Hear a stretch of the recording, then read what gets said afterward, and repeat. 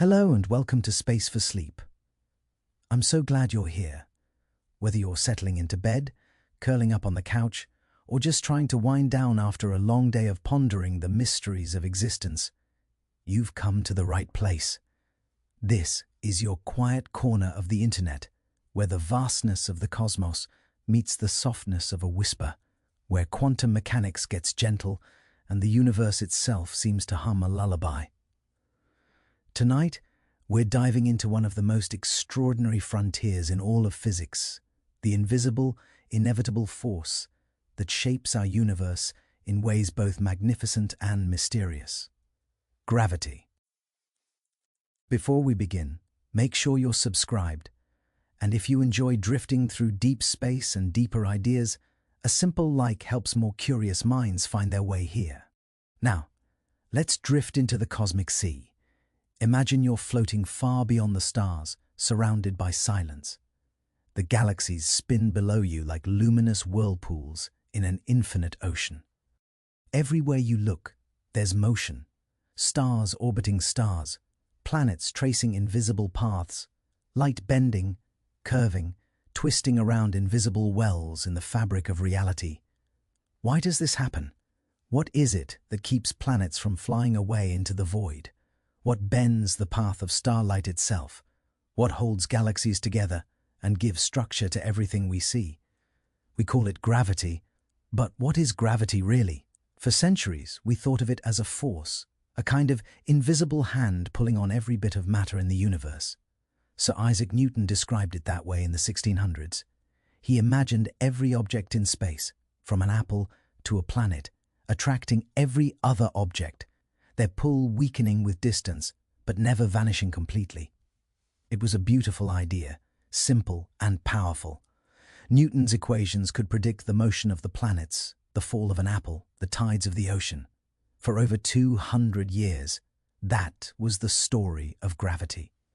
Until one man, a quiet thinker with wild hair and an even wilder imagination, asked a question so deep that it bent the very definition of space itself. His name was Albert Einstein. Einstein didn't see gravity as a force at all. He saw it as geometry, as the shape of reality. According to Einstein, matter doesn't just exist in space, it tells space how to curve, and that curvature tells matter how to move. In other words, gravity isn't something that acts on things, it's the shape of the universe itself. Imagine stretching a rubber sheet tight. Now, place a heavy ball in the middle. The sheet dips, forming a curve. If you roll a smaller marble across the sheet, it won't move in a straight line. It will spiral inward, following the curve created by the heavy ball. That's what space does. Except the sheet isn't a two-dimensional surface.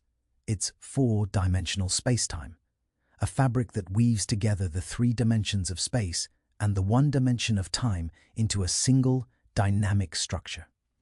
And every bit of matter, every atom, every star, every planet, bends that fabric according to its mass and energy.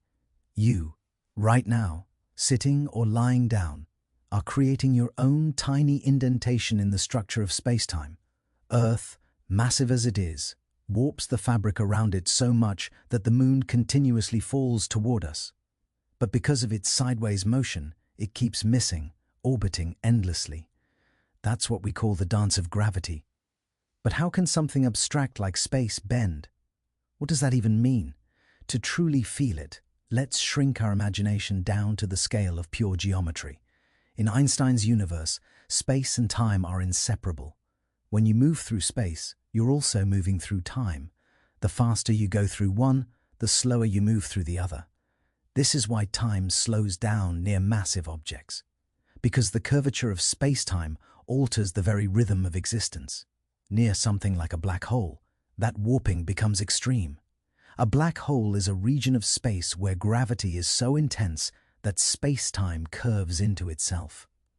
It's not just a hole in space, it's a collapse of the geometry of reality. Inside, time and space swap roles. To fall into a black hole is to move not toward a place, but toward a moment, the end of time itself. The fact that gravity can do this, bend not just light, but time, is one of the most astonishing discoveries of human thought. But how do we know this isn't just a clever idea? Einstein's theory made bold predictions, and in 1919, one of them was put to the test. During a total solar eclipse, astronomers observed the positions of distant stars that appeared near the edge of the sun. Their light, Einstein said, would be bent by the sun's gravity. And it was. The starlight curved exactly as his equations predicted. Overnight, Einstein became a legend, the man who proved that reality itself could bend. Since then, we've seen countless confirmations. We've watched light curve around galaxies billions of light years away, forming halos called gravitational lenses. We've measured time slowing down near massive planets and speeding up in orbit. Even your GPS wouldn't work correctly without correcting for these relativistic effects. Your phone literally depends on Einstein's geometry to know where you are. But let's go deeper. What causes this curvature? What is the fabric of space made of that allows it to flex and stretch?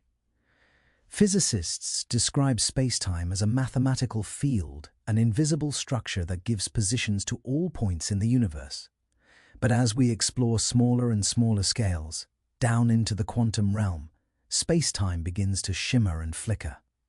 At scales smaller than atoms, quantum mechanics takes over, and the smooth fabric Einstein described becomes a stormy sea of probabilities, what we call quantum foam. Here, space and time aren't continuous anymore. They jitter, fluctuate, and fluctuate again. The idea of curving spacetime might not even make sense at this level, because geometry itself could break down. Gravity, in this view, isn't just the bending of space, it's the large-scale behavior of a deeper quantum process, one we still don't fully understand.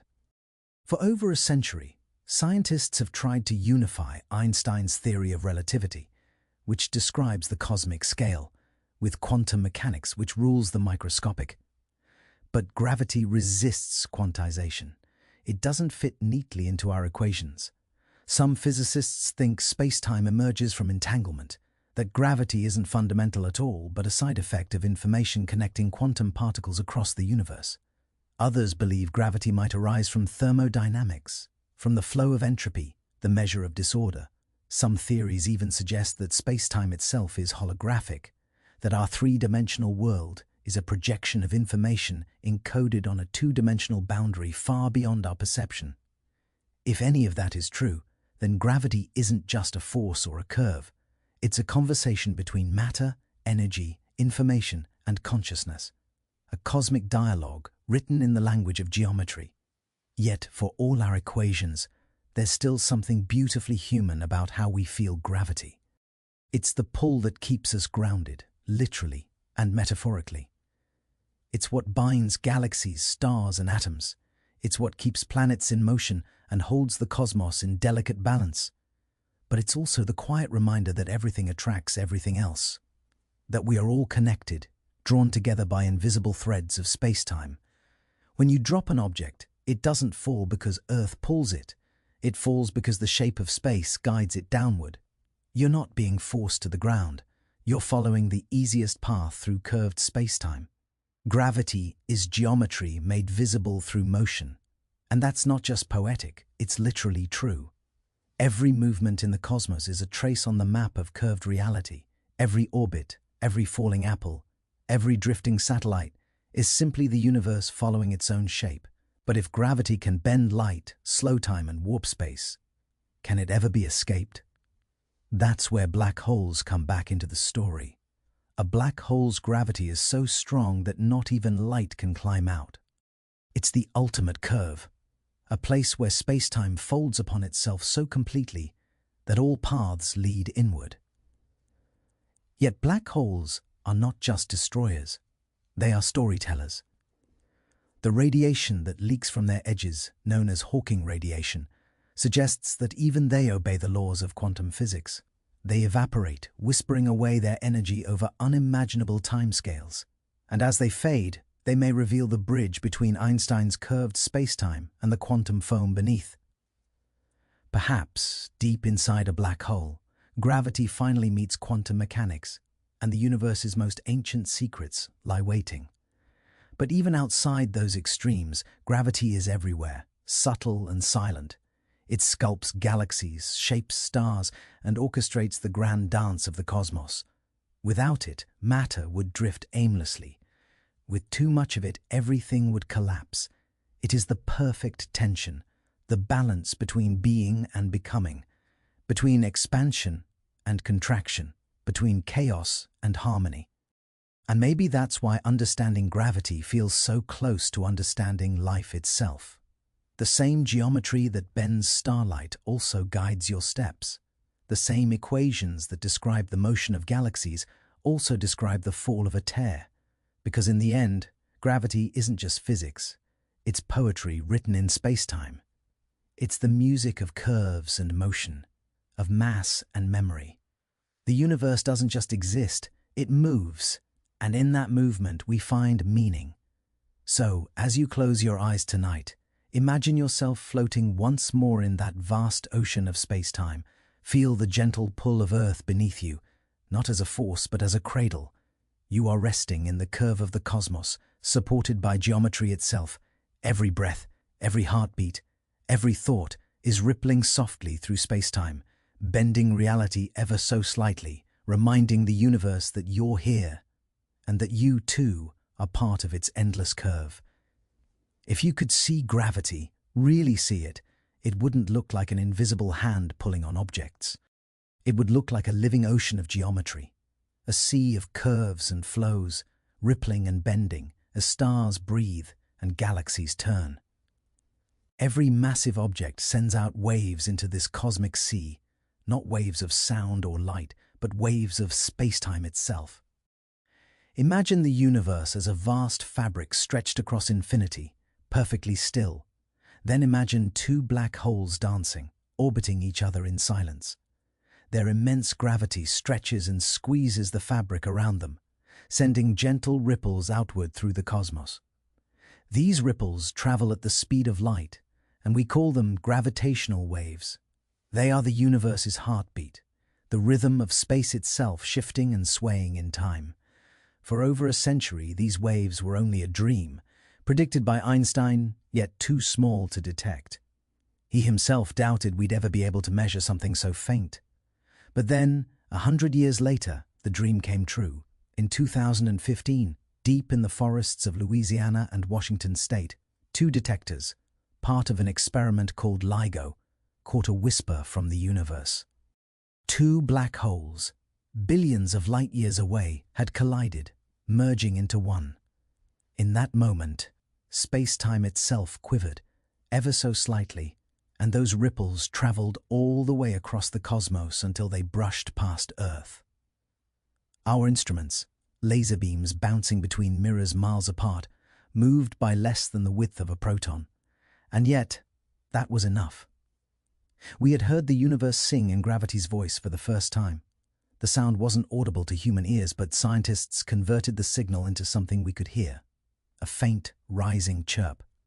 That tiny sound represented two massive stars, each dozens of times heavier than the sun, merging into one in a burst of energy so vast it briefly outshone the light of the entire universe.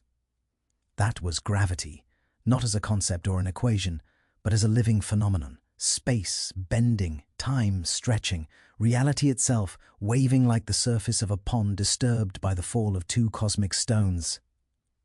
And that's the true meaning of curvature. It's not just a metaphor. When physicists talk about curved space, they mean that the distances, the very geometry of the universe, change depending on how much energy and mass are present. Mass tells space how to curve, and space tells mass how to move, an eternal conversation that never ends. You can feel this curvature even now. It's why you can drop an apple and watch it fall in a straight line. But that straight line isn't straight at all. In curved spacetime, what we call falling is actually motion along a geodesic, the shortest path through warped geometry. The apple isn't being pulled, it's following the simplest route through a universe that's bent by Earth's presence. You're not being held down. You're moving naturally along the shape of reality itself.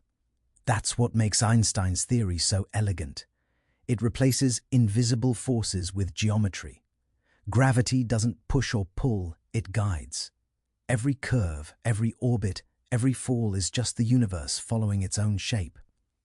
But if space-time is a fabric, what determines its texture? Why does mass bend it? The answer lies in the connection between mass, energy, and pressure. In Einstein's field equations, those beautiful lines of mathematics that describe the universe's curvature, every form of energy contributes to gravity. Even light, though massless, bends space because it carries energy and momentum. And pressure, too, can warp space-time.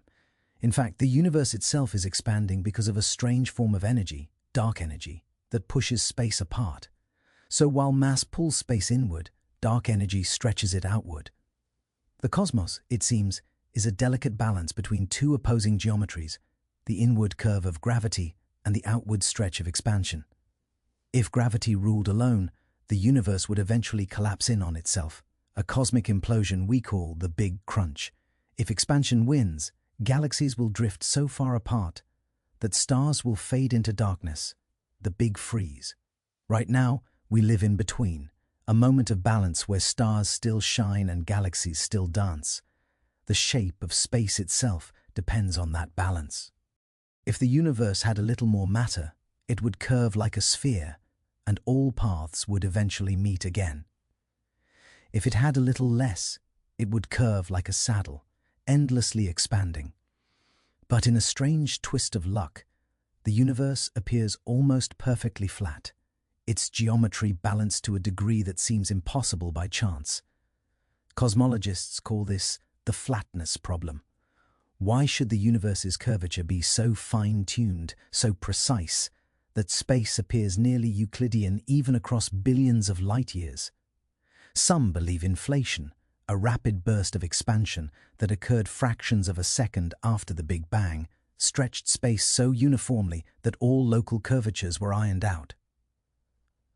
Others wonder whether this balance is a clue, that maybe our universe is part of a larger, multidimensional landscape, and what we perceive as flat is just one sheet in an infinite geometric tapestry. But even if the universe seems flat on large scales, gravity creates local curves everywhere, near stars, planets, and black holes. These pockets of curvature give rise to everything we know. They form galaxies, anchor orbits, and sculpt light. In fact, without gravity's distortion, there would be no structure, no suns, no worlds, no life. Gravity is the artist of the universe, sculpting form from chaos, turning a cloud of gas into a star, a disk of dust into a planet, and a collection of galaxies into the cosmic web that stretches across the heavens. When you look up at the night sky, you're seeing the art of geometry, a living sculpture carved into space-time. The Milky Way, spiraling with grace, is a pattern formed by gravity's invisible hand. The orbits of planets, so stable yet fragile, are its brushstrokes. And even the tiny bending of starlight around distant clusters, what astronomers call gravitational lensing, is its signature. Through these cosmic lenses, we can see galaxies so far away that their light began its journey before Earth even existed. Gravity bends their light, magnifying them, revealing the ancient face of the universe itself. We owe our cosmic vision to this curvature. Every photon that reaches your eye has traveled along the folds of space-time, tracing the geometry sculpted by everything between you and the edge of eternity. Light doesn't just travel through space, it travels along it. Every bend, every deviation is a conversation between light and gravity. And when you watch a sunset, when the sun's last rays curve through the thick air of Earth's atmosphere, you're witnessing the same phenomenon on a smaller scale, the bending of waves, the distortion of paths, the dance between energy and geometry. The more we look, the more we see that curvature isn't just physical, it's fundamental. Time itself bends with space. Clocks tick slower near massive objects because time literally stretches. This isn't an illusion, it's measurable. The astronauts aboard the International Space Station age slightly slower than we do on Earth. Their clocks run a little faster because they're farther from our planet's gravity. And near something like a black hole, the effect becomes extreme. If you hovered close to its edge, seconds for you could pass as years for someone far away. Time and gravity are intertwined so deeply that to change one is to alter the other. That's why physicists say space-time is a single entity. Not space and time, but space-time. Gravity doesn't just bend where we are, it bends when we are. It molds duration, shapes events, and connects the future and past into a single continuous flow. To exist in this universe is to surf on waves of time curved by matter. And you, listening now, are part of that flow. The gravity of the Earth, the pull of the moon, the curve of the sun's space-time, all of it moves through you. Your atoms, once scattered across dying stars, are now gathered in this moment, held together by geometry itself. The same curvature that holds galaxies together holds your thoughts inside the quiet gravity of your mind. The same bending of space that steers starlight steers the pulse of your heart. Gravity is not somewhere out there. It is here. It is everywhere. It's the whisper of existence folding back on itself, the quiet hum of the cosmos keeping its rhythm. And perhaps that's why gravity feels so mysterious, because it's not just a force or a field, but the shape of being. It is the architecture of reality, the design that makes time possible and motion meaningful. The next time you drop something, or feel the weight of your body against the bed, think of it not as being pulled down, but as falling gently through a curved universe, following the natural lines of space-time. Every moment, every step, every heartbeat, you are gliding along the geometry of existence. You are the curve and the traveler, the wave and the ocean. You are space-time, bending and being bent. When Albert Einstein first wrote down his field equations in 1915, he wasn't just describing gravity, he was describing reality itself. The equation was simple in appearance, elegant in form, but infinite in meaning. On one side stood geometry, the shape of space-time itself.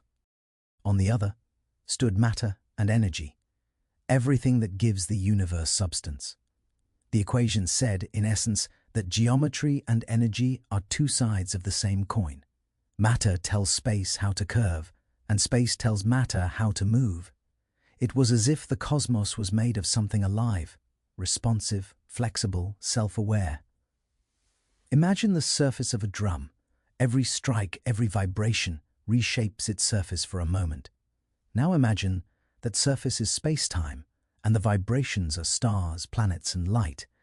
The drumbeat of existence ripples through it, sculpting its curves, altering its tempo, creating a music only the universe can hear. That's what Einstein's field equations capture. The symphony of curvature and mass, of time and energy, woven into one continuous fabric. But how does energy, something so abstract, bend geometry? The answer lies in how energy behaves. Even light, which has no mass, carries momentum. It pushes, it pulls, it flows. And in Einstein's world, anything that carries energy must influence the shape of space-time. That means that even a beam of light can bend space ever so slightly as it travels. We usually think of light as something that is bent, curved by stars, deflected by galaxies. But light itself bends the geometry it moves through. The photon and space-time dance together, each shaping the other.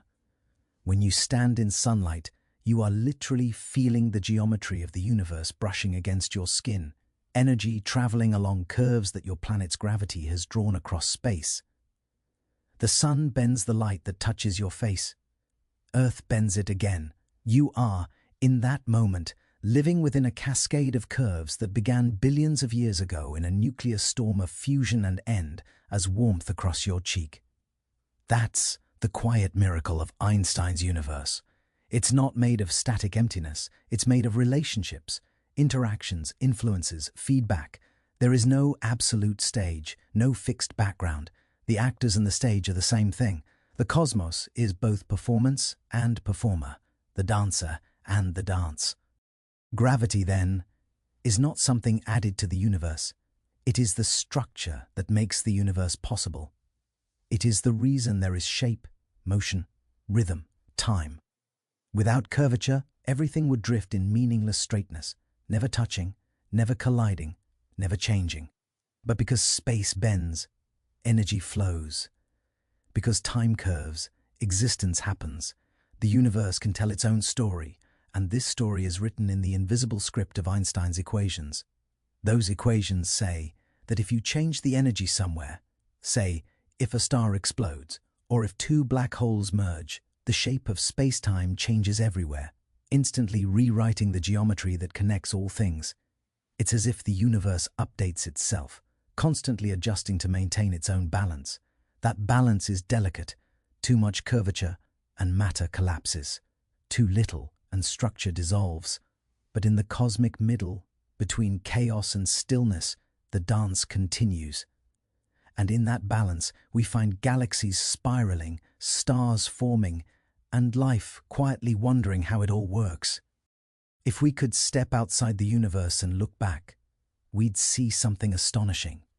Not a void, but a dynamic tapestry of motion. We'd see filaments of galaxies stretching like cosmic rivers across space. We'd see clusters where space-time dips like valleys and voids where it stretches like plains. We'd see the gravitational wells of black holes, the ripples of merging neutron stars, the slow, deep curves of dark matter. The universe would look like a vast, breathing organism, a living map of curvature and flow.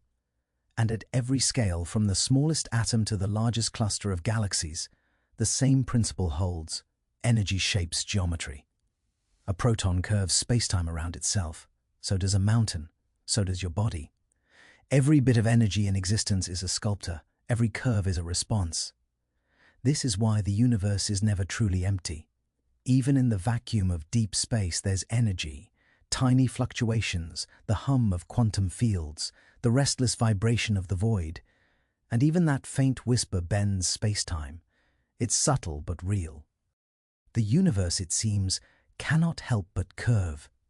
To exist is to bend. But gravity's story isn't only about bending. It's about resistance, about the tension that comes from holding shape in a flexible cosmos. Space can stretch, but not infinitely. When it curves, it stores energy. You can think of this like stretching a trampoline. The more it bends, the more potential it holds. This stored energy is what drives the movement of matter.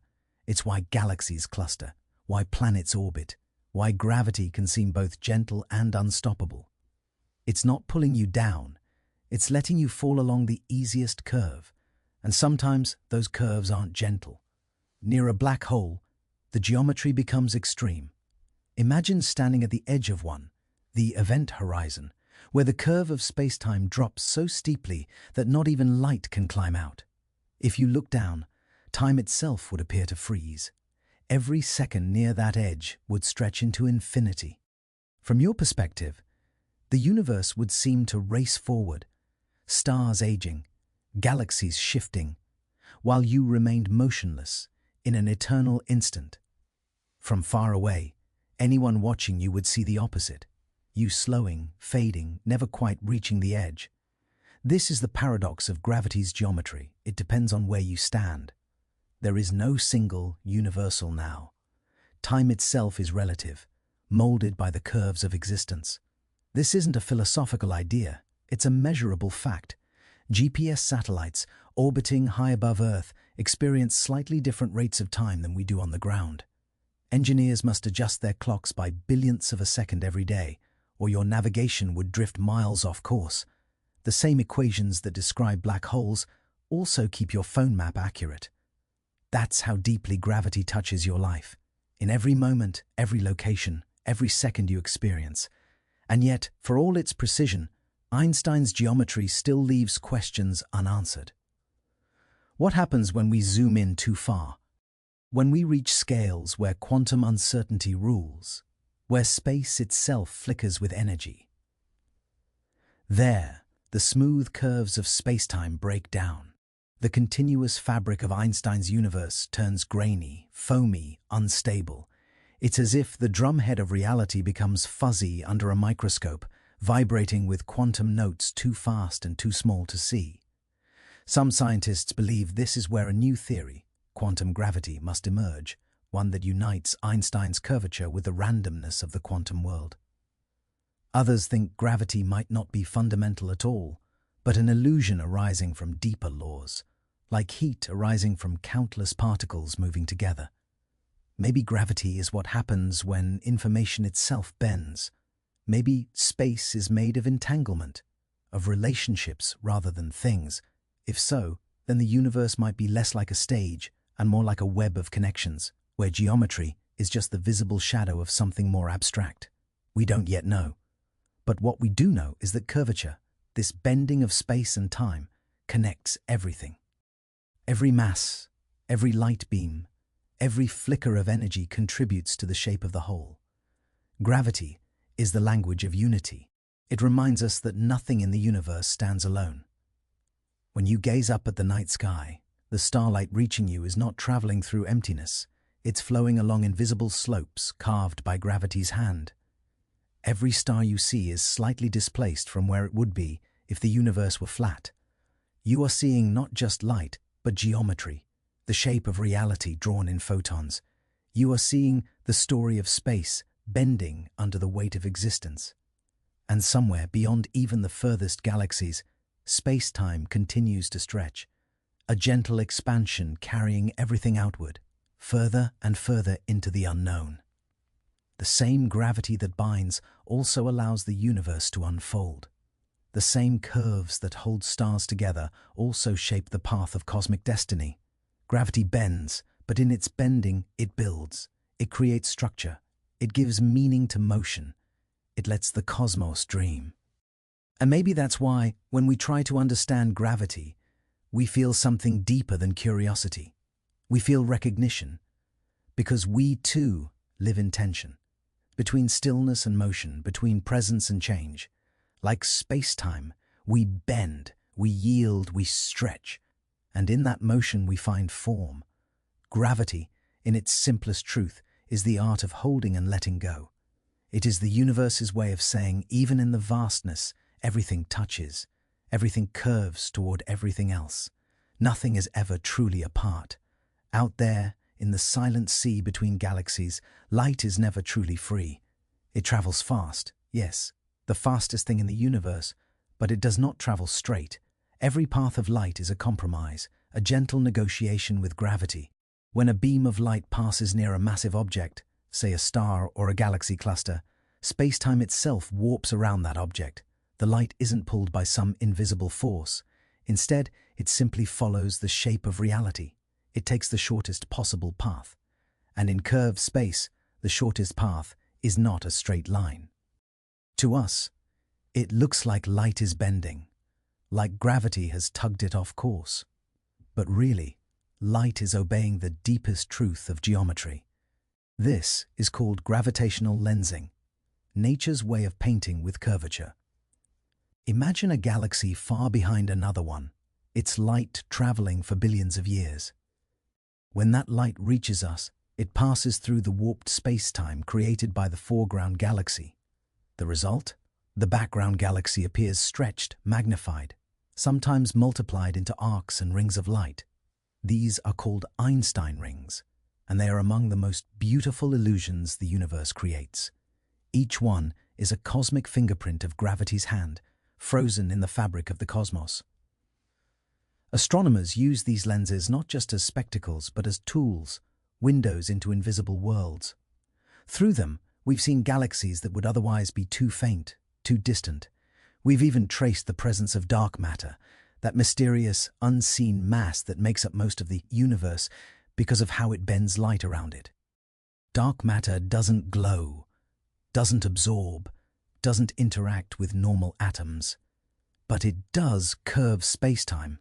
It sculpts invisible valleys that light must travel through. So when astronomers map the distortions of light across the sky, they are, in a sense, mapping the unseen.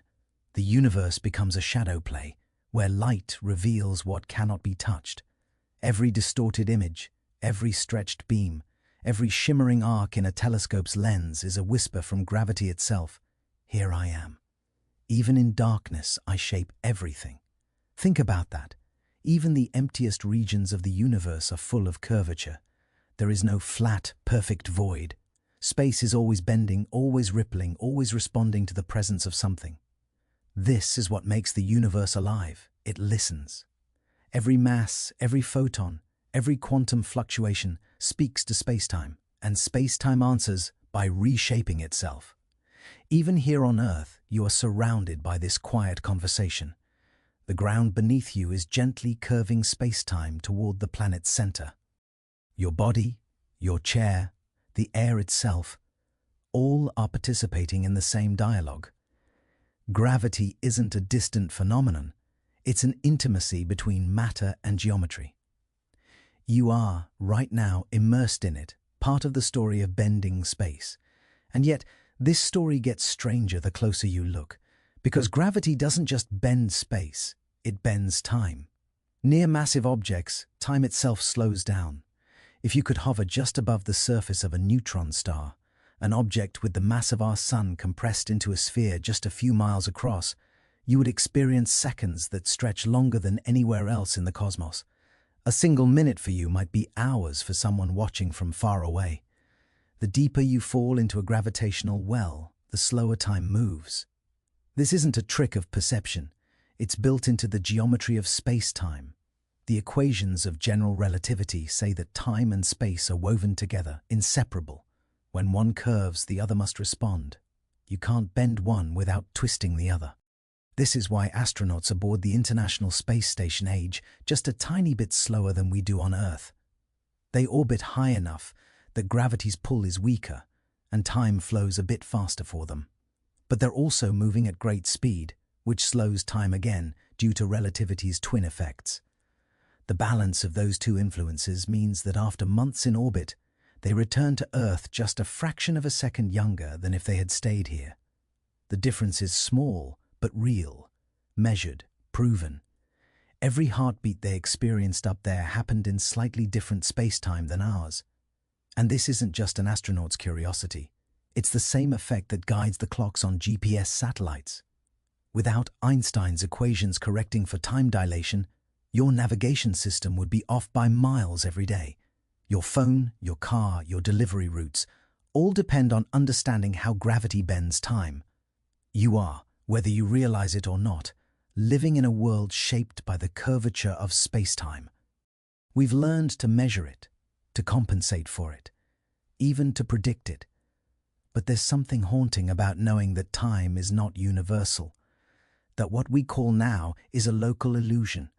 Your now is not the same as someone standing on a distant planet orbiting another sun. Their seconds are stretched or squeezed compared to yours. The universe doesn't share a single heartbeat.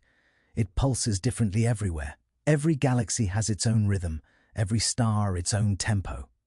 And yet, all these rhythms harmonize in the grand structure of space-time. The music of existence is written in curves. But what happens when curvature becomes so extreme that time itself stops? That's what we find near black holes. In a black hole's gravity well, space-time is wound so tightly that even light cannot climb out. The closer you approach the horizon, the slower time moves relative to the universe outside.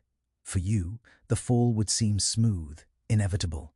For an observer far away, your descent would appear to freeze, stretched infinitely in slow motion. From one perspective, you fall forever. From another, you fall in an instant. Both are true. Both are written into the geometry. The black hole doesn't care which story you tell. It embodies both. Gravity bends space, but in doing so, it sculpts time into something elastic, fragile, deeply connected to where you are and how you move.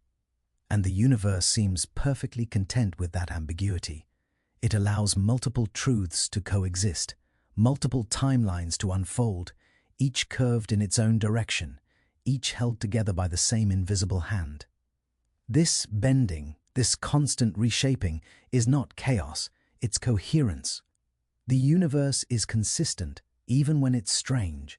Every second that slows near a star, every ray of light that bends around a galaxy, every atom that feels the pull of gravity. They all obey the same quiet law. Spacetime curves, and in its curvature, the universe reveals itself. You can almost imagine spacetime as a vast ocean, gravity as the currents beneath its surface. Every massive object sends out ripples, subtle waves that distort the flow of light and time. When two black holes collide, those ripples race across the cosmos as gravitational waves, the sound of the universe ringing like a bell. We can now detect those waves with instruments sensitive enough to feel space-time stretch and compress by less than the width of a proton. Think about that. Humanity has built ears fine enough to hear the universe breathe.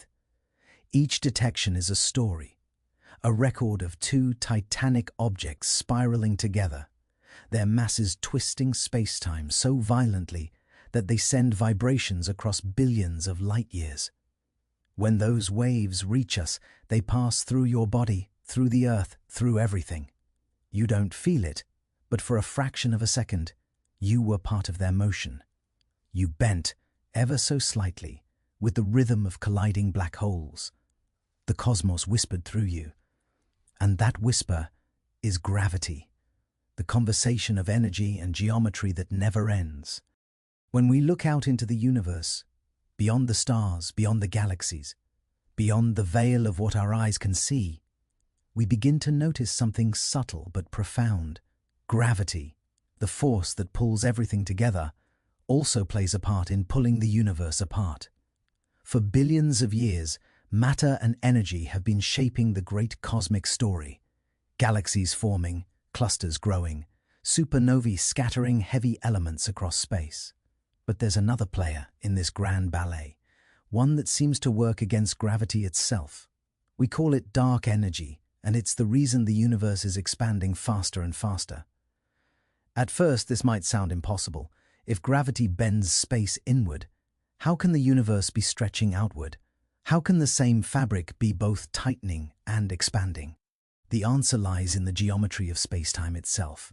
You see, gravity doesn't just act within space, it creates the shape of space. And the universe's expansion isn't an explosion moving through emptiness, it's space itself growing. Galaxies aren't flying away from each other through space. They are carried apart by space.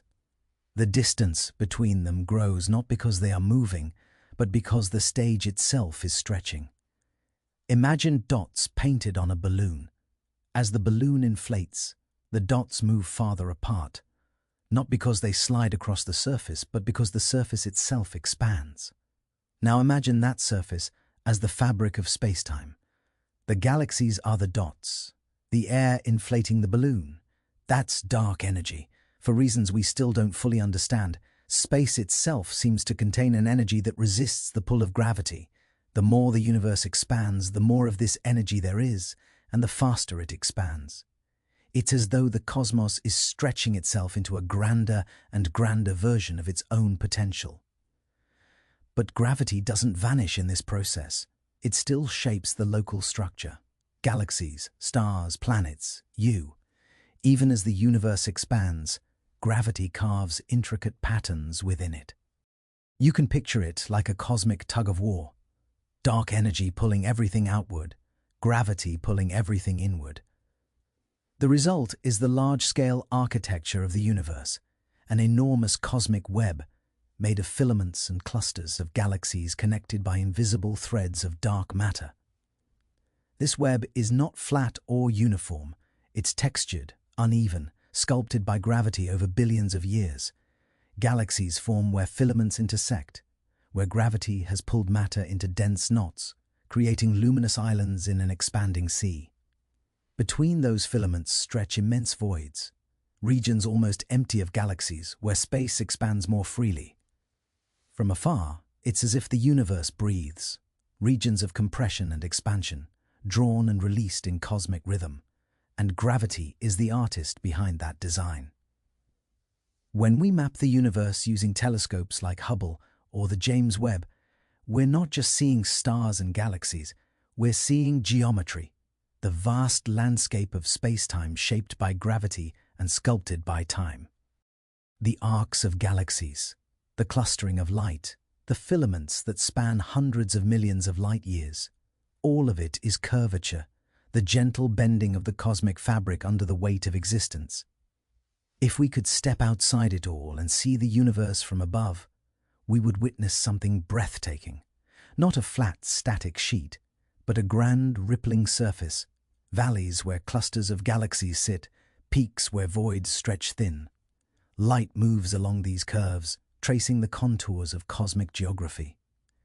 It's as if the universe itself were a living sculpture, frozen in expansion, every motion an echo of gravity's pull. But there's a mystery hiding in that sculpture, a question that keeps physicists awake at night. Why does the universe expand faster over time, when gravity should be slowing it down? The further we look into the past, the slower expansion appears. The closer we look to now, the faster it gets.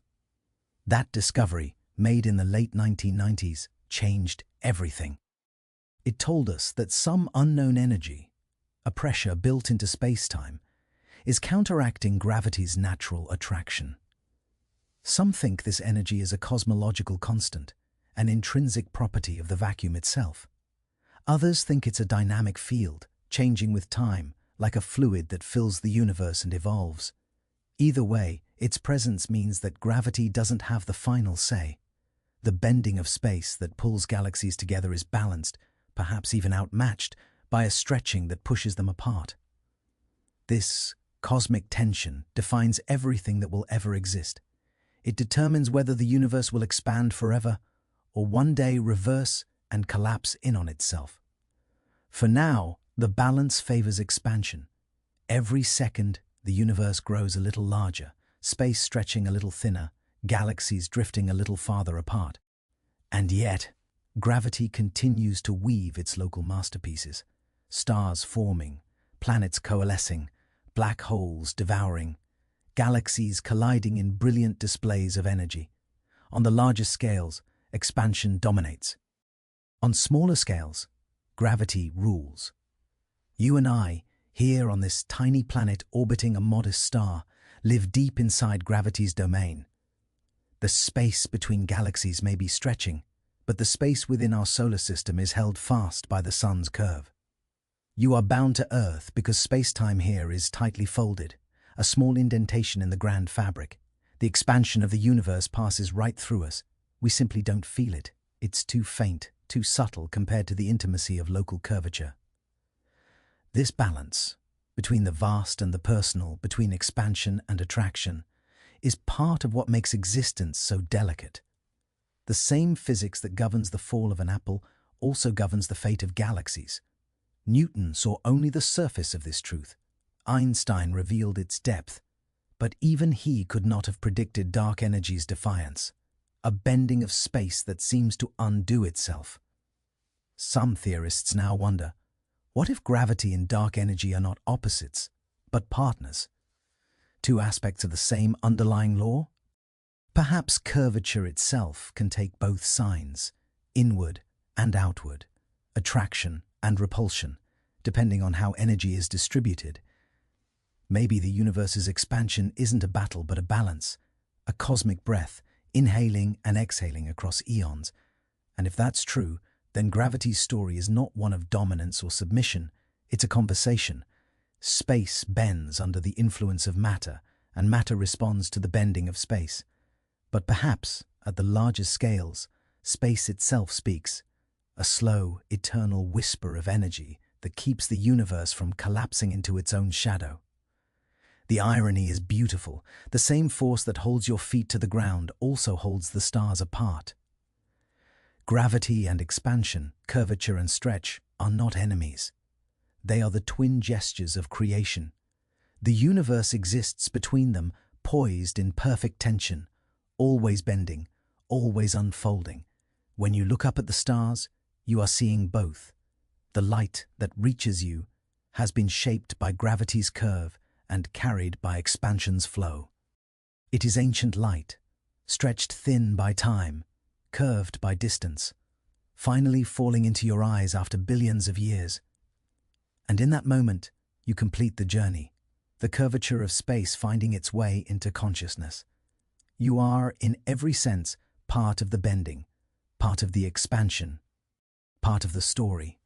We've spent over a century tracing the curves of gravity, watching it sculpt galaxies, slow time, and shape the very fabric of existence. But the closer we look, the more we begin to wonder, what if gravity isn't fundamental? What if the bending of space itself is not the starting point, but a byproduct, something that emerges from the quantum threads beneath reality? To understand this, we must journey smaller, far smaller, to the realm of particles, of probability, of uncertainty.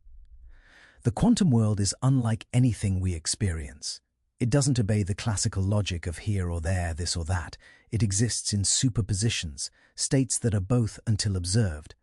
At this scale, space and time lose their clarity. You can't draw a clean line between one point and another, because the very act of measuring disturbs what you're measuring. The quantum realm is alive with fluctuations, a restless sea of energy where virtual particles blink in and out of existence in trillionths of a second. It's here that the smooth fabric of Einstein's spacetime begins to fray. The curves we see on cosmic scales dissolve into a storm of quantum foam. Imagine zooming in on the surface of the ocean until the waves become molecules, and the molecules become vibrations. That's what happens to spacetime at the Planck scale, the tiniest possible length, about 10 to the minus 35 meters. At that level, geometry itself becomes uncertain. Distances blur. Time flickers. The idea of a continuous fabric breaks down, replaced by something granular and probabilistic. The question physicists have asked for decades is this: how do you get from that chaos, that quantum uncertainty, to the smooth, elegant curvature of gravity we see in the universe? What bridges the microscopic dance of particles and the majestic arcs of galaxies? One of the most intriguing answers comes from a principle called entanglement. In quantum mechanics, two particles can become linked in such a way that the state of one instantly determines the state of the other, no matter how far apart they are. It's as if they share the same bit of information across space, across time. Einstein called it spooky action at a distance. But it's real. It's been proven. Entanglement is one of the deepest connections in physics, an invisible thread that binds the universe together. Some scientists now believe that this entanglement is more than a feature of reality, it is reality. That space-time itself, the geometry that bends and flexes under gravity, might be built out of entanglement, links between quantum bits of information. In other words, space might emerge from information. Imagine a vast web, each node representing a quantum state, each connection an entangled relationship. The strength of those connections determines the distance between nodes, not in a physical sense, but in an informational one. Where entanglement is strong, space appears close together. Where it weakens, space stretches apart. The curvature we call gravity might simply be the pattern of entanglement density across the quantum network. This idea, called the holographic principle, suggests that everything we experience in 3 dimensions, every star, every atom, every thought, could be encoded on a 2-dimensional surface at the edge of the universe, like a cosmic memory. The universe, in this view, is a hologram, and gravity is the illusion of depth created by the underlying quantum information. It's an idea both wild and hauntingly elegant. It means that the bending of space is not something physical, but informational, a story told by correlations, by shared data across the fabric of existence. You might be wondering what that even means in practice. It means that the universe could be a kind of computation, not mechanical, but mathematical, constantly updating itself based on relationships. Matter, energy, space, time. All of it could be emergent from the deep grammar of information. Gravity, then, would be the gentle smoothing of that information field, the geometry that emerges when countless quantum bits settle into coherence. If this sounds abstract, think of it this way. Imagine a holographic image on a sheet of film, From certain angles, it looks flat, just patterns of light and shadow. But when illuminated, it reveals depth, shape, motion. The third dimension emerges from information encoded in two. The holographic universe is the same idea, expanded to everything. What we call space is the illuminated image. What we call gravity is the curvature of that light. And the light itself is information, quantum data exchanging and entangling in endless patterns. This perspective solves a deep puzzle. Einstein's relativity and quantum mechanics, the two great pillars of modern physics, don't naturally fit together. Relativity describes the universe on large scales, smooth, continuous, geometric. Quantum mechanics describes the small, discrete, probabilistic, uncertain. For decades, physicists have searched for a theory of quantum gravity to unify them. String theory was one of the first serious attempts. The idea that everything is made not of point particles, but of tiny vibrating strings. The vibrations of these strings determine the properties of particles, their mass, their charge, their behavior. And from the collective behavior of countless strings, space-time itself might arise. But newer approaches go even deeper. The holographic principle, quantum information theory, loop quantum gravity, all of them suggest that space-time might not be fundamental at all. That the bending we call gravity could simply be the large-scale effect of tiny quantum relationships, like how temperature isn't a property of a single atom, but of billions moving together. Gravity, in this view, is not a force, it's an emergent property, the statistical average of something more fundamental. That's a radical idea. It means that the universe we experience, with its stars, galaxies, distances and times, is just one possible emergent pattern out of many. It means that reality might be less like a machine and more like a song, an arrangement of notes that make sense only when heard together. Each particle, each quantum bit is a note. Entanglement is the harmony, and gravity is the melody that emerges from their unity. In this sense, when we talk about bending space, what we're really describing might be the music of the quantum world becoming visible, the vibration of information expressed as geometry, the rhythm of probabilities shaped into time. And if that's true, then gravity is not only the connection between matter and space, it's the connection between knowledge and existence. To exist, something must have information. To curve, that information must be shared. To bend, the universe must know itself. If gravity truly bends the fabric of reality, then we too are part of that bending. Every breath we take, every heartbeat, every thought unfolds inside the invisible architecture of space-time. It's easy to forget this because gravity feels ordinary, constant, predictable, almost comforting. It keeps our feet on the ground, our oceans in their basins, our atmosphere wrapped around us like a blanket. But underneath that comfort lies an astonishing truth. Every moment you live is shaped by the curvature of space around you. Even your perception of time, the rhythm by which you live your life, is gravitational. Imagine two identical clocks. One rests on a mountain peak, the other at sea level. The clock higher up, farther from Earth's center of mass, ticks slightly faster. The one below, deeper in Earth's gravitational field, ticks slower. This is not theory, it's fact. We've measured it with atomic clocks precise to the billionth of a second. Time itself stretches and contracts depending on where you stand. That means that the deeper you are in gravity, the slower your time flows. Right now, the center of the Earth is aging more slowly than your fingertips. Every second of your life is a dialogue between time and space, whispered through the pull of gravity. But gravity's reach goes far beyond the mechanics of time. It has shaped your body, your mind, your emotions. Humans evolved under its constant pull. Our bones hardened to resist it, our muscles strengthened against it, our balance systems tuned to it. When astronauts float in microgravity, their bodies begin to forget the old language of Earth. Muscles weaken, bones thin, fluids shift, even eyesight changes. They lose the sense of down, that quiet direction that has guided life since the first cell. Gravity, in a way, is identity. It tells us where we are, which way is home. And yet, gravity is subtle. It doesn't grab or shove. It persuades. It curves the path of everything around it, and everything, from photons to thoughts, follows that curve. When light passes near a massive star, it bends. When galaxies form, gravity choreographs their spiral arms. When you drop a pebble into a pond, you're mimicking what gravity does to spacetime, creating ripples that spread outward. But here's something profound. Those ripples aren't just analogies, they're real.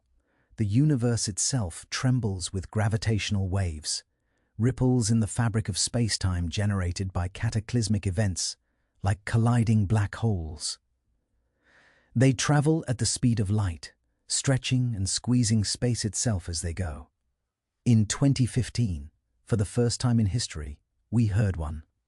The LIGO observatory detected a faint, fleeting signal, the echo of two black holes merging over 1 billion light-years away. It was a whisper older than humanity, and yet it reached us, vibrating the atoms of our planet ever so slightly. We had finally listened to gravity sing. What's striking is how gentle that song is. By the time gravitational waves reach Earth, they are unimaginably weak, distorting space by less than the width of a proton. And yet, their existence confirms Einstein's vision that gravity isn't a force acting across space, but the very geometry of space itself changing shape. When you think about it, that's staggering. The same curvature that holds your coffee cup to the table also ripples across billions of light-years when black holes collide. The same principle that makes you fall toward the ground also pulls entire galaxies into cosmic webs. But gravity doesn't just bend space, it bends meaning. It connects everything. It ensures that no object, no particle, no moment exists in perfect isolation. Every atom in your body tugs on every other atom in the universe, however faintly. You are linked, by gravity, to stars you'll never see, to worlds beyond your imagining. When you stand outside at night and look up, you're not merely observing, you're participating. The light from distant galaxies curves ever so slightly as it passes through your gravitational field. You leave a fingerprint on the cosmos simply by existing. And perhaps that's what gives gravity its quiet poetry. It's not just a scientific phenomenon. It's the universe's way of ensuring togetherness. It's the geometry of connection. Everything curves toward everything else. Even consciousness, perhaps, feels this pull, the desire to unite, to belong, to merge into something larger. We feel it when we fall in love, when we miss someone far away, when we gaze at the stars and sense a strange familiarity. In a very real sense, gravity is the first bridge between physics and feeling. It's the physical expression of intimacy written into the equations of spacetime. So when you lie down tonight, your body resting against the gentle curve of the Earth, remember, you are not separate from that curvature. You are it. Every molecule in you is an eddy in the flow of spacetime, a momentary pattern of the universe knowing itself. The gravity that holds you is the same gravity that shapes the galaxies. The same mathematics that governs a falling apple also governs the orbits of stars. The cosmos does not draw a line between you and itself. It curves you into being. If gravity shapes everything we know, then stars are its most brilliant expressions. Every sunrise, every twinkle in the night sky is the result of gravity's endless patience. In the vast, cold clouds of hydrogen drifting between galaxies, gravity waits.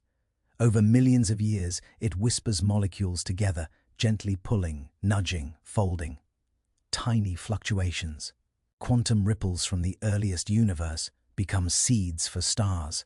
Where matter gathers, heat builds, pressure rises, until one day the cloud ignites. A star is born.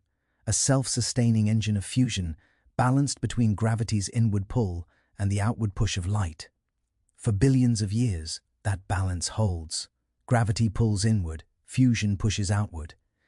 This silent negotiation is what keeps the cosmos alive. But eventually, the fuel runs out. The balance breaks. What happens next depends on the star's mass, how much gravity it can muster. Smaller stars like our Sun fade gracefully, shedding their outer layers to reveal a glowing core, a white dwarf, no larger than Earth, yet containing the mass of our entire solar system's center. It's dense, silent, and bright, with the memory of nuclear fire.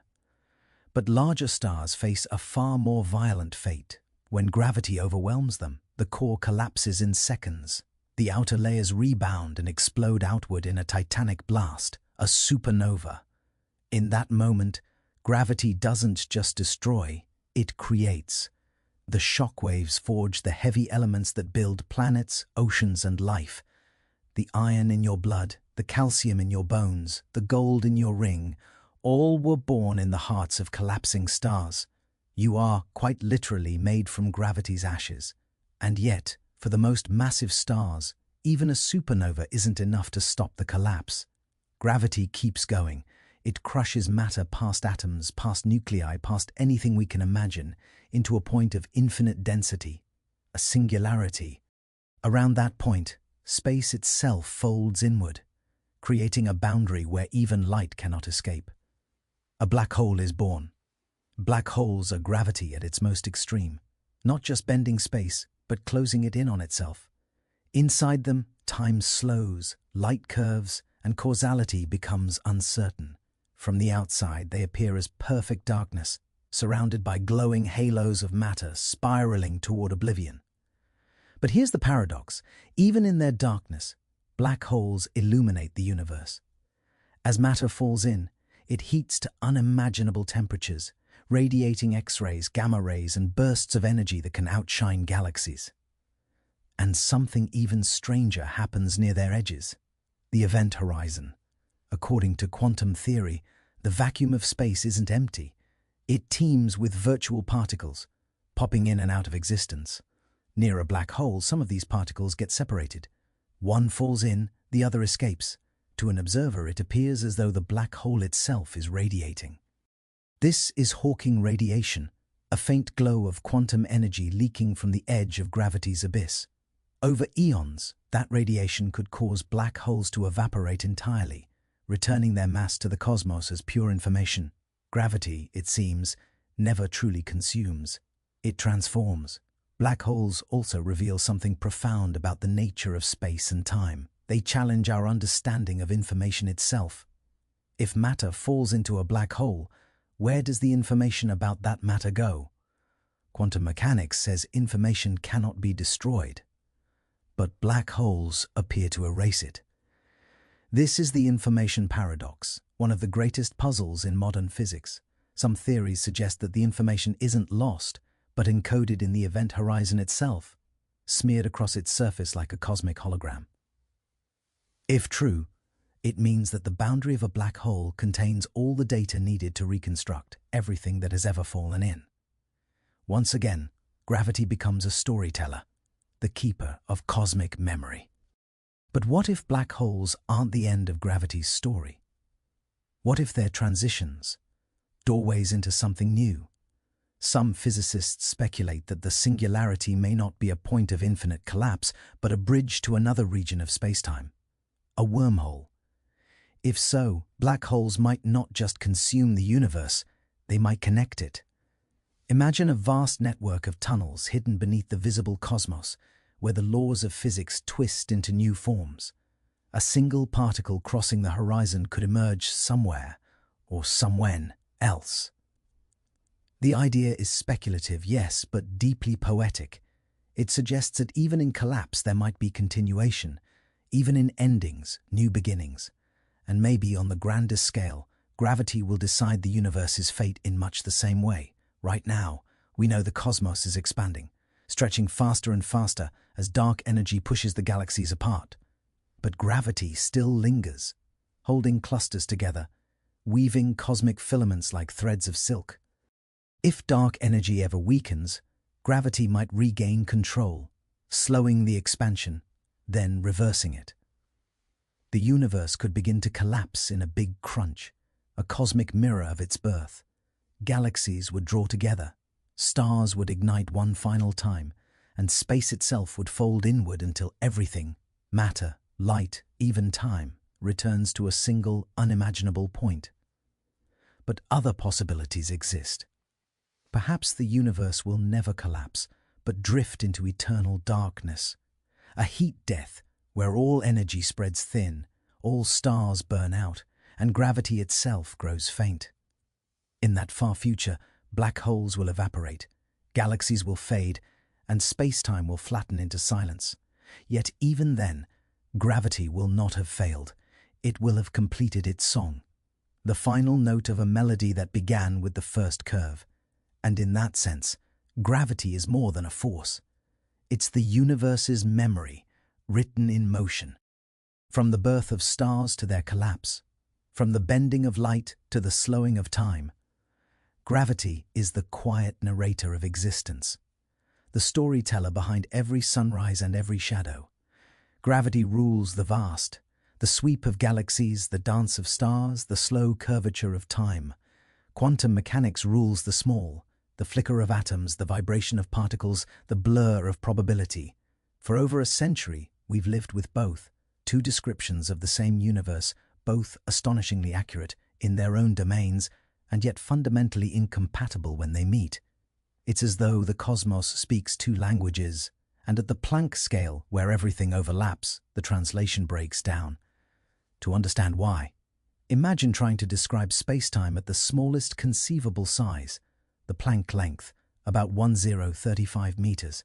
That's 100 trillion times smaller than an atom. At that scale, gravity's smooth fabric begins to ripple with quantum uncertainty. Space no longer behaves like a continuous surface.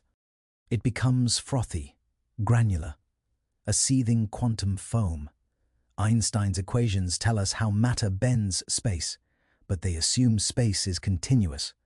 Quantum mechanics, on the other hand, tells us that everything comes in quanta, discrete packets of energy. So what happens when the thing that's supposed to bend, space-time itself, becomes quantized? What does a grain of space look like? What does a quantum of time mean? Some physicists believe that space-time is not fundamental at all, that it's emergent, arising from something deeper, like a pattern emerging from countless tiny interactions. But others propose that space-time has a real atomic structure, like a fabric woven from microscopic threads. This is the idea behind loop quantum gravity, a theory that suggests space is made up of tiny loops of energy, finite, countable, and interconnected. These loops form a network, called a spin foam, that constantly evolves. In that picture, gravity isn't a force, but a manifestation of geometry changing shape at the quantum level. Space doesn't curve smoothly. It's made of countless, minuscule quanta of curvature. Each quantum of space has volume. Each quantum of area has a smallest possible size. The universe, in this sense, is pixelated, not continuous but made of indivisible bits. Just as digital images appear smooth from afar but are made of tiny pixels up close, space-time might be built from discrete building blocks. This quantization of space would mean that the smooth flow of time we experience, seconds, minutes, hours, might also be granular. Time may advance in the tiniest possible steps, far too small to detect, but real nonetheless. Reality, then, would be a cosmic movie, playing frame by frame at the Planck frequency, trillions of frames per second. But quantum gravity is not just about scale, it's about the unification of ideas. Quantum mechanics tells us that particles can exist in multiple states at once, superpositions until observed. Gravity, however, seems to resist that idea. When you add gravity to quantum systems, strange things happen. Superpositions involving massive objects appear to collapse faster. Some scientists wonder if gravity itself might be what collapses the quantum wave function, that the curvature of spacetime doesn't allow indefinite superpositions. If true, gravity could be the mechanism that turns quantum uncertainty into classical reality, the bridge between the microscopic and macroscopic worlds. Imagine a single particle, like an electron, existing in two places at once. Now add gravity. Each location would correspond to a slightly different space-time curvature. The superposition would create a conflict, a quantum tug-of-war between two geometries. Perhaps the universe resolves this by choosing one, collapsing the wave function, forcing the particle into a definite position. In this way, gravity might quietly enforce reality's coherence, choosing which version of events we actually experience. And then there's quantum entanglement, that mysterious link between particles. If space-time emerges from entanglement, as some researchers believe, then gravity might not just influence entanglement. It is entanglement. The curvature of space could be the geometric expression of quantum relationships. This idea, called ER equal to EPR, suggests that an Einstein-Rosen bridge, a wormhole, might be physically equivalent to an entangled pair of particles. In other words, every quantum connection might literally be a tiny thread of space-time. If this is true, then the universe is a vast web of quantum relationships, and gravity is simply the shape that web takes on large scales. The fabric of reality is woven not from matter, but from connection itself. Every bit of mass, every field, every photon might be just one note in the grand entangled symphony that creates space and time. But what about the places where gravity and quantum mechanics most violently collide? Black holes. The singularity inside a black hole is where our current theories break down completely. Gravity becomes infinite, time stops, and the quantum rules we know fail. That's why physicists have spent decades seeking a theory of quantum gravity, a single framework that explains both the cosmic and the microscopic, the continuous and the discrete, the curved and the uncertain. String theory is another contender, the idea that everything is made of tiny vibrating strings, each vibration corresponding to a particle. In this view, gravity arises naturally from the vibrations of one particular string, the graviton. It's an elegant picture, but it requires extra dimensions, up to 11, curled up so small we can't see them. Whether those extra dimensions exist is still an open question. So far, no experiment has yet revealed quantum gravity in action. We've glimpsed hints, the interference of gravitational waves, the quantum fluctuations of the early universe frozen into the cosmic microwave background, but not the full picture. Still, we continue to search. We build detectors, smash particles, study black holes, and listen to the faint echoes of the Big Bang, hoping to hear the quantum heartbeat of gravity itself. Because if we can understand that, if we can find the equation that unites Einstein's curvature with Planck's uncertainty, we may finally see reality for what it is, not two realms, but one seamless dance. A universe where the smallest vibration and the largest curve are simply different notes in the same cosmic song. And maybe, when we do, we'll realize that gravity and quantum mechanics were never truly separate, that they were always two perspectives on the same truth, that everything bends toward everything else, not just in space, but in being. If gravity and quantum mechanics are two sides of one truth, then the question becomes, where did that truth begin? When did the universe first bend? To find that answer, we have to go back, all the way back, to the moment before the first stars, before the first atoms, before even space and time existed. Back to the instant of the Big Bang, or perhaps to something even deeper. According to Einstein's equations, space-time itself had a beginning. All distances shrink to zero, all times converge into one. But that picture, as elegant as it seems, cannot be complete. Because when you push those equations to the limit, they collapse. The math breaks down. Infinity appears. That's not just a problem, it's a clue. It tells us that at the birth of the universe, gravity as we know it didn't yet exist. Something else, something quantum, came first. In that earliest instant, the Planck epoch, less than 1043 seconds after the beginning, the entire universe was smaller than a proton, hotter than a trillion suns, and so dense that space itself could no longer be treated as smooth. Quantum fluctuations dominated everything. Gravity wasn't a gentle curve, It was a storm of geometry, bubbling and boiling. Tiny quantum ripples in space-time expanded, merged, and froze into the structure of the cosmos we see today. The large-scale patterns of galaxies, clusters, and voids all trace back to those microscopic quantum tremors. But where did those ripples come from? One idea is that they emerged from a quantum vacuum, not empty space, but a restless sea of potential. In quantum field theory, even nothing has energy. Particles and antiparticles constantly appear and vanish, borrowing energy from the vacuum in brief moments of existence. If that vacuum were unstable, if it flipped into a lower energy state, it could have triggered an explosion of space itself. That's the essence of cosmic inflation, the universe expanding faster than light, driven by a burst of vacuum energy. In a fraction of a second, the cosmos ballooned from subatomic size to astronomical scales. When inflation ended, the energy cooled, forming matter, light, and the laws of physics as we know them, including gravity. But inflation raises a haunting possibility. If it could happen once, it might happen again. Perhaps it never stopped. Some cosmologists believe that inflation is eternal, that our universe is just one bubble in an endless foam of universes, each born from its own quantum fluctuation. Each bubble could have its own constants, its own laws of physics, even its own form of gravity.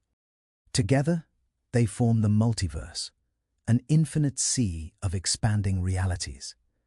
If that's true, then our universe's geometry, the way gravity bends here, might be just one of countless possible patterns. In another universe, gravity could be stronger or weaker. Space could have more or fewer dimensions. Time could flow differently or not at all. We are tuned perfectly to the gentle balance that allows stars to form, planets to exist, and consciousness to awaken. Too much gravity, and everything would collapse into black holes. Too little, and galaxies would never form.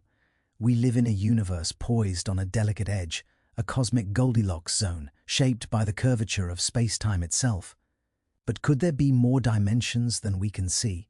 Einstein's relativity describes a universe with four, three of space, one of time. But string theory, one of the leading candidates for a theory of quantum gravity, predicts up to 11. These extra dimensions aren't visible because they're curled up at unimaginably small scales, tiny loops hidden within every point of space, like invisible origami. If we could somehow unfold them, we might find entire geometries beneath our own. Some might hold other universes, others might shape the properties of particles in ours. The way strings vibrate in those hidden dimensions could determine the nature of everything, from light to gravity itself. Gravity, interestingly, might be the only force that can leak into those extra dimensions. That could explain why it's so much weaker than the other forces. Think about it. An electron's electric field is confined to our familiar 3 dimensions, but gravity might spread its influence across many unseen ones, diluting its strength. That's why it feels so faint, why a small magnet can lift a paperclip against the pull of an entire planet. In that sense, gravity's weakness could be its greatest clue, evidence of hidden dimensions humming just beyond perception. Some physicists are even searching for ways to detect them. Experiments at particle accelerators look for signs of energy vanishing into other dimensions. Gravitational wave detectors listen for echoes that might hint at extra spatial folds. And telescopes peer into the early universe, hoping to see imprints left by other cosmic bubbles brushing against ours. The results so far are silent, but silence too is data. And here's a poetic thought. If the universe is truly a multiverse, and gravity can flow across dimensions, then perhaps the curve of space we feel is not confined to our own universe at all. Maybe the tug we call gravity isn't just between you and the Earth, or the Earth and the Sun, but between entire realities, a faint resonance of universes pulling on one another across the higher dimensional fabric of existence. It's a breathtaking possibility that every time you drop a stone or watch an apple fall, you are witnessing not just the bending of our space, but the echo of other worlds. the ripple of countless unseen dimensions, gently folding and unfolding beyond what we can know. And maybe that's what gravity truly is, the universe remembering how it began. The echo of that first quantum fluctuation, still rippling through eternity, shaping everything that ever was and ever will be. If space bends, then time must bend with it. That's one of Einstein's most astonishing revelations, that space and time are not separate arenas but threads of a single fabric, spacetime. You cannot curve one without curving the other, and gravity, that invisible sculptor, shapes both. Everywhere there is mass, time slows down. The deeper you fall into gravity's embrace, the slower your clock runs. This isn't science fiction. It's measurable, repeatable, and real. In the mountains, time moves just a little faster than it does at sea level. In orbit, astronauts experience a fractionally quicker flow of moments than those of us on Earth, and near a black hole, time nearly stops altogether. Imagine hovering above the event horizon of a black hole. From your perspective, seconds tick normally. But to an observer watching from afar, your movements slow, your heartbeat stretches, your voice falls deeper and deeper until it fades into silence. From their point of view, you never quite cross the horizon. You freeze at the edge of time. The black hole becomes a mirror of eternity, a place where gravity bends not just light, but duration itself. This slowing of time, called gravitational time dilation, is one of the most profound consequences of general relativity. It means there's no such thing as universal time, no single now shared by everyone. Each observer, depending on their motion and their position in a gravitational field, experiences their own unique rhythm of time. In that sense, time is personal. It flows differently for everyone, everywhere. Even our experience of aging depends on where we stand. Right now, the top of your head is aging ever so slightly faster than your feet, simply because it's farther from Earth's center of gravity. It's a difference of trillionths of a second. But it's there. A quiet reminder that even as we go about our days, gravity is gently shaping our perception of existence. But what is time really? Why does it flow forward? Why can we remember the past but not the future? Gravity may hold the key. The universe began in a state of incredible order, hot, dense, but uniform. Over time, as gravity pulled matter into clumps and structures, disorder increased.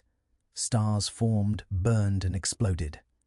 Entropy, the measure of disorder, grew. The arrow of time may simply be the direction in which gravity builds structure. Time flows forward because the universe is always falling deeper into complexity. In a way, time itself might be a byproduct of gravity's unfolding. As the universe expands and structures form, the curvature of space evolves, creating what we perceive as the passage of moments. The more the universe changes, the more time seems to flow. If the cosmos were ever to reach perfect equilibrium, no motion, no change, no curvature, time might lose its meaning entirely. And yet, even as time seems unstoppable, gravity can almost halt it. Near a black hole, the fabric of space-time stretches so severely that time for an external observer approaches zero.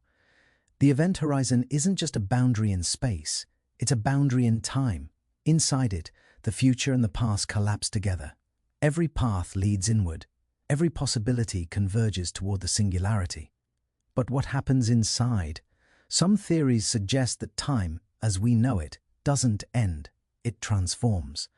The singularity might not be a point of destruction, but a transition, a bridge to another region of spacetime, another universe. If that's true, then time could be cyclical, looping endlessly through birth, growth, collapse, and rebirth. Gravity, then, would be the metronome of eternity, the cosmic clock that ticks not in seconds, but in universes. Others propose that time itself may be emergent, not a fundamental part of reality, but something that arises from entanglement, from quantum relationships. In that picture, what we call the flow of time might simply be the unfolding of correlations. the gradual spreading of information through the universe. As systems become more entangled, we perceive progress.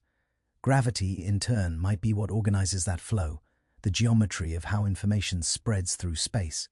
It's a humbling thought that the feeling of now, the heartbeat of consciousness itself, might be a shadow cast by gravity's shape. The weight of time pressing on us is, quite literally, the curvature of the cosmos. So when we say gravity bends time, we're also saying something deeper, that time and existence are inseparable. Wherever there is gravity, there is experience. Wherever there is curvature, there is change. Without gravity, there would be no stars, no memories, no heartbeat, no before or after. Gravity doesn't just hold us to Earth, it holds us in the present. It's the reason the past fades behind us, and the future always feels just out of reach. It is perhaps the most intimate connection we have to the universe, the one we live inside every second without realizing it. And maybe, if we could ever step outside of gravity, outside of time itself, we'd find that all moments exist simultaneously, every heartbeat, every sunrise, every thought suspended in a timeless whole. From that perspective, the universe wouldn't be a story told from beginning to end, but a single infinite moment, a still eternal geometry of being. And if that's true, then gravity isn't just the bending of time. It's the universe's way of allowing stories to exist, to unfold, to breathe, to mean something. It's the reason we move forward, the reason we remember, the reason we become. When we look up at the night sky, we often forget that the starlight we see has already traveled through time. Every glimmer is a message from the past, a photon that has danced across the curves of spacetime, tugged by gravity, stretched by expansion, and finally arriving at our eyes. That moment, the instant the light enters our mind, is a union between physics and consciousness. Gravity shapes the journey, but our awareness gives it meaning. And that brings us to something extraordinary, the connection between gravity and perception. You see, our sense of now, our feeling that we are moving through time, might not be as absolute as it feels. The flow of time is local, personal, shaped by the curvature of space around us. Yet our brains insist on stitching it together, creating a seamless story of continuity. In doing so, the human mind becomes a translator of space-time, turning geometry into experience, curvature into memory. It's strange to think that gravity could affect not only matter and light, but also consciousness. Yet in a subtle way, it already does. Every signal in our brain, every neuron that fires, operates under the same relativistic laws. Even the flow of electrical impulses depends on how time unfolds in our local frame of reference. In a universe where time is not uniform, thought itself bends with the fabric of space. Now imagine this. You are floating far from any star or planet in the deep interstellar void. Out here, gravity is faint, almost non-existent. Time flows freely, unrestrained. Seconds stretch easily, gently. Would you feel that difference? Would your thoughts seem lighter, your perceptions slower or clearer? Could consciousness itself expand when freed from gravity's grip? No one knows. But in theory, gravity and awareness are deeply intertwined. Gravity shapes the energy distribution of the brain, the chemical gradients, the motion of blood, the flow of ions that create the spark of thought. Without gravity, our biology, and perhaps our cognition, might evolve differently. And there's another layer, one that dances on the edge of philosophy and physics. What if consciousness, like gravity, emerges from geometry? Some physicists and philosophers speculate that awareness may not be a separate entity at all, but rather an emergent property of the universe's structure, a kind of quantum echo of spacetime's curvature. In this view, the brain doesn't create consciousness. It tunes into it, like an antenna aligning with the vibrations of the cosmos. Gravity, the sculptor of structure, might also be the sculptor of perception, shaping not just galaxies but minds. Every thought could be a tiny ripple in space-time, a localized curvature of awareness itself. It's poetic to imagine that the same force holding galaxies together also holds your memories in place, that the geometry of reality gives rise to the geometry of the self. When you close your eyes, the fabric of space doesn't disappear. It folds inward, becoming the landscape of your inner world. But let's stay grounded, because even the measurable effects of gravity on perception are profound.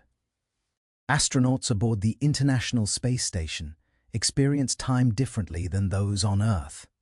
Their clocks tick faster, not by much, but enough that NASA must correct for it when calculating orbits and data transmission. That means, in a purely physical sense, astronauts live slightly more moments than we do. Their experience of the universe is stretched, infinitesimally longer, a reminder that no two conscious experiences are ever identical. Now, scale that up. If two people stand at different heights on a mountain, their perception of time differs by trillionths of a second. It's imperceptible, yet it's real. Our shared sense of the present is a beautiful illusion created by the brain to keep the world coherent. Underneath, every person inhabits a slightly different slice of space-time. And yet, despite that, we connect. We share words, glances, laughter. Somehow, our minds synchronize across relativistic frames. Perhaps consciousness, whatever it truly is, has its own way of bending space, collapsing differences into a single moment of understanding. Perhaps empathy itself is a kind of gravitational pull, a mental curvature that draws awarenesses together. The deeper we study gravity, the more we realize it's not just a force, it's a framework for connection. It shapes orbits, yes, but it also defines relationships between stars, between atoms, between people. Every interaction, from the fall of an apple to the binding of two minds in conversation, is governed by invisible geometry. And if that's true, then perhaps our emotions, wonder, love, awe, are not separate from the laws of the cosmos. Maybe they are those laws, expressed in human form. When we feel moved by the sight of the stars, maybe that's not sentiment, maybe that's resonance. Gravity recognizing itself, consciousness curving inward, acknowledging its source. We often speak of grounding ourselves, of finding our center, of feeling the pull of the earth, but perhaps that's not just a metaphor. Maybe it's an ancient, instinctive awareness that we are part of something vast and connected, that the pull we feel isn't only physical, but existential. Gravity reminds us that we belong here, that we are woven into the same curvature that guides the galaxies. So tonight, as you listen, as your body grows heavy and your mind drifts toward rest, remember this: every heartbeat you feel is an echo of space-time's rhythm. The rise and fall of your breath mirrors the cosmic tides of expansion and collapse. You are not separate from the universe. You are the universe, folding inward to dream of itself. And gravity, quiet and constant, is the lullaby beneath it all. Light has always been our messenger. From the first flicker of dawn to the faintest whisper of a distant galaxy, light carries the story of the universe. But in the presence of gravity, that story bends. Einstein predicted it in 1915, that gravity doesn't pull on light the way it pulls on matter.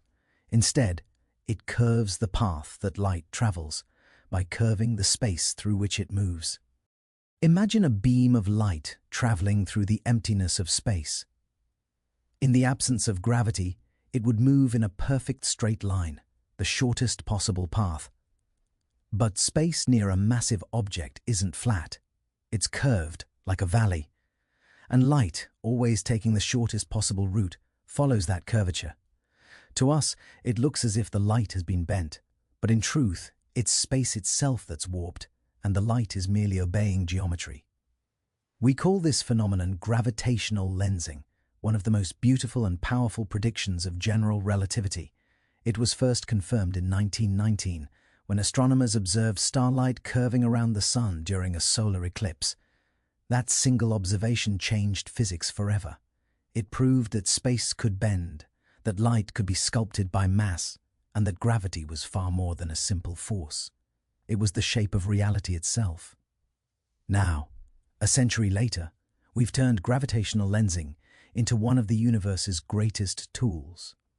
Using it, we can see galaxies so distant that their light has traveled for billions of years, light bent and magnified by the gravity of other galaxies along the way. The cosmos becomes a hall of mirrors, a kaleidoscope of curved spacetime where distant structures appear smeared, stretched, or even multiplied. Sometimes, entire galaxies act as lenses. Their collective mass bends the light from galaxies behind them, forming perfect rings of illumination, Einstein rings. They look like glowing halos in the sky, symbols of symmetry and grace, reminders that gravity isn't just a force, it's an artist. When you see an Einstein ring, you're witnessing light that has traveled along multiple curved paths, converging at your eyes from different directions. It's as if the universe is whispering from several moments in time at once. You're not just looking into the past, you're looking around the edges of space-time itself. But gravitational lensing does more than show us beauty. It reveals what we cannot otherwise see. By studying the way light bends around galaxies and clusters, astronomers can map the presence of dark matter, the invisible mass that makes up most of the universe. We can't see it directly, but we can watch its fingerprints in the distortions of light. Each warped image of a distant galaxy is like a shadow cast by the unseen. In this way, gravity becomes both veil and revelation. It hides and it unveils. The same curvature that conceals a black hole's interior allows us to peer billions of light years away. The same bending that traps light also magnifies it. Gravity is paradox made manifest, the force that blinds us and the force that lets us see. Imagine for a moment that you are drifting near a massive galaxy cluster. All around you, the stars shimmer like molten glass, their light twisted and folded into luminous arcs. Space itself feels alive, fluid, as if you are floating inside a cosmic ocean. The background galaxies appear in strange rings and curves, not because they are shaped that way, but because space-time is bending them into that illusion. You are inside a living lens, a place where gravity and light dance together in perfect silence. If you could trace those paths backward, you'd find that each photon's journey began long before our planet even existed. Some of the light reaching your eyes tonight set out billions of years ago, when the first galaxies were just forming. It traveled across expanding space, through cosmic filaments of dark matter, skimming the edges of black holes, bending again and again, until finally, here you are, receiving it. The universe speaking to itself through you.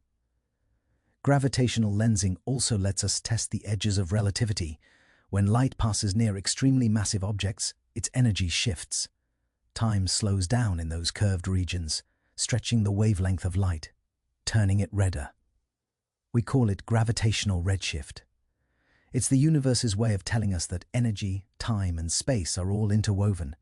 Every photon carries the story of where it's been and how much gravity it has felt. Even the light from our own sun is slightly redshifted as it escapes its gravitational field. You don't notice it with your eyes, but it's there, encoded in the color of daylight. Gravity touches everything, even the light that makes shadows, the light that touches your skin.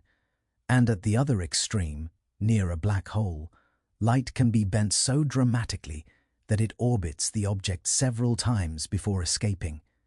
We call this the photon sphere, a boundary where light itself becomes trapped in endless circles, caught between falling inward and breaking free.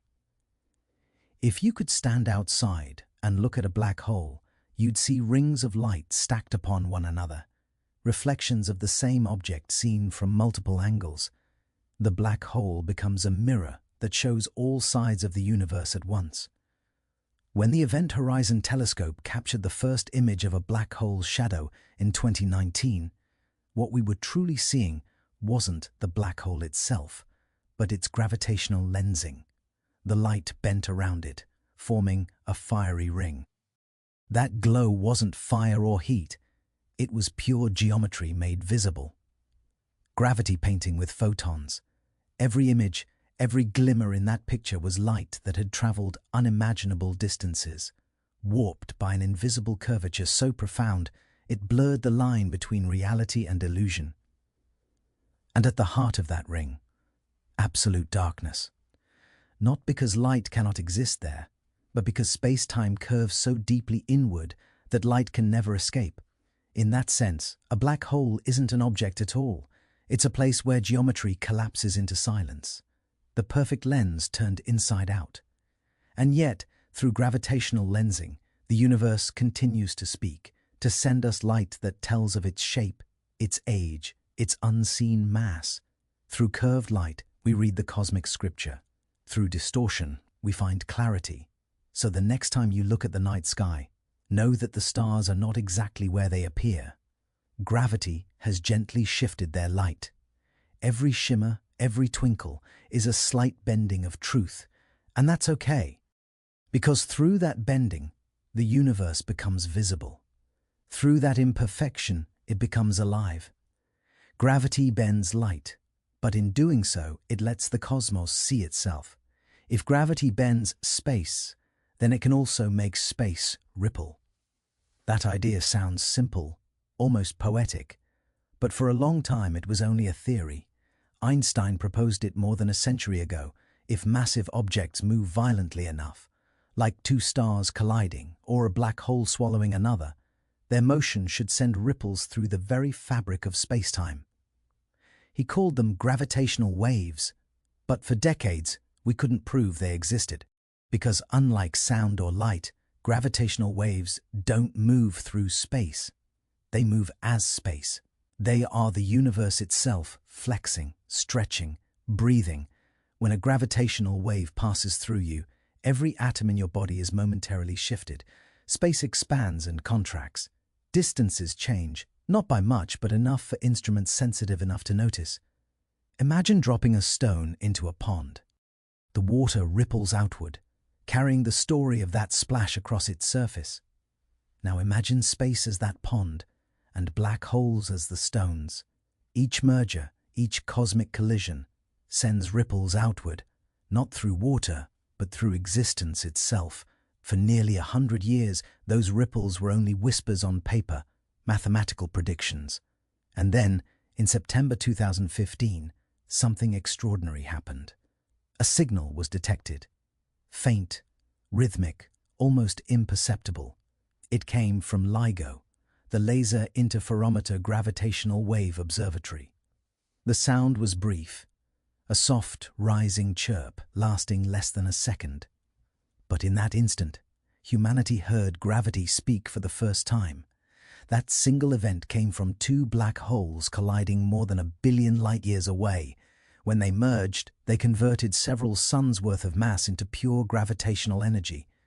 The resulting waves traveled across space for over 1 billion years, warping reality as they passed, until they gently brushed the detectors on Earth. The signal was unimaginably small, the length of change smaller than a proton, yet it carried the echo of cosmic violence on a scale our minds can barely comprehend. Einstein's prediction had finally been confirmed. Gravity was not static. It could sing. Since then, LIGO and its sister observatories, Virgo in Italy, Kagra in Japan, have recorded dozens of such events. Each one tells a story written in curvature, black holes merging, neutron stars colliding, galaxies trembling. Every wave is a message, a ripple of memory preserved in space-time. When scientists convert those signals into sound, what we hear is haunting. A cosmic chirp, a low hum rising in pitch as the two massive bodies spiral inward. It's as if the universe itself has a heartbeat. Each wave is a pulse from the deep. Gravitational waves have opened a new sense for humanity. For all of history, we've been seeing the cosmos through light, through electromagnetic radiation, from visible colors to X-rays to radio waves. But now, we can listen, we can feel the invisible. Light tells us what things look like. Gravitational waves tell us how they move. Together, They give us a fuller picture, a universe that can be both seen and heard. And the beauty of it is that gravitational waves can pass through everything: gas, dust, even entire galaxies. Where light can be blocked, gravity goes freely. These waves carry the raw, unfiltered truth of events that would otherwise be hidden from our view. Through them, we can peer into regions no telescope can reach, the hearts of black holes, the moments just after the Big Bang. In fact, scientists hope that one day we'll detect the faintest, oldest gravitational waves, the echoes left over from the universe's birth itself. If we ever do, it would be like hearing the universe's first breath, the sound of creation. But there's something more poetic too. Gravitational waves are not just signals. They are reminders that everything is connected. When those black holes merged 1 billion years ago, the space you now occupy rippled in response.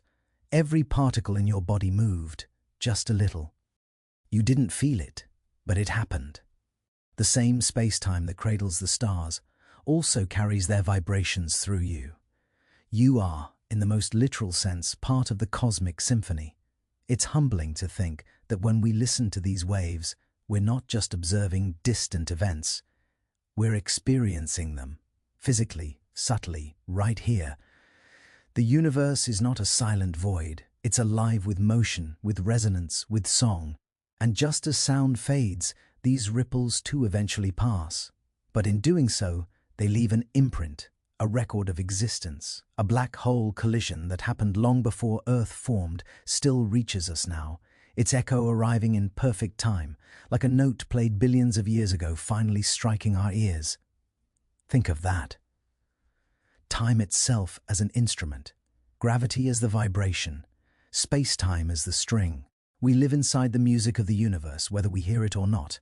And maybe, when you lie in bed at night and feel that quiet stillness, that gentle hum in your chest, you're feeling the faintest trace of that same rhythm. Because the universe doesn't just make sound. It is sound. It is rhythm, pulse, motion, the endless beat of creation and collapse. Einstein once said, "The most incomprehensible thing about the universe is that it is comprehensible." Perhaps what he meant is that we too are part of that comprehension, that our consciousness is tuned to the same frequencies as space-time itself. When we listen to the waves of gravity, we are hearing a reflection of our own existence, our own origin. And maybe, somewhere out there, other beings, in another galaxy, orbiting another star, are listening too. Their detectors might be vibrating to the same notes, their scientists celebrating the same discoveries. Across billions of light years, the same wave connects us. One ripple, countless minds. The universe speaks softly, but when we listen, it tells us everything. Close your eyes and imagine time running backward. Galaxies contract, stars unburn, light fades back into darkness.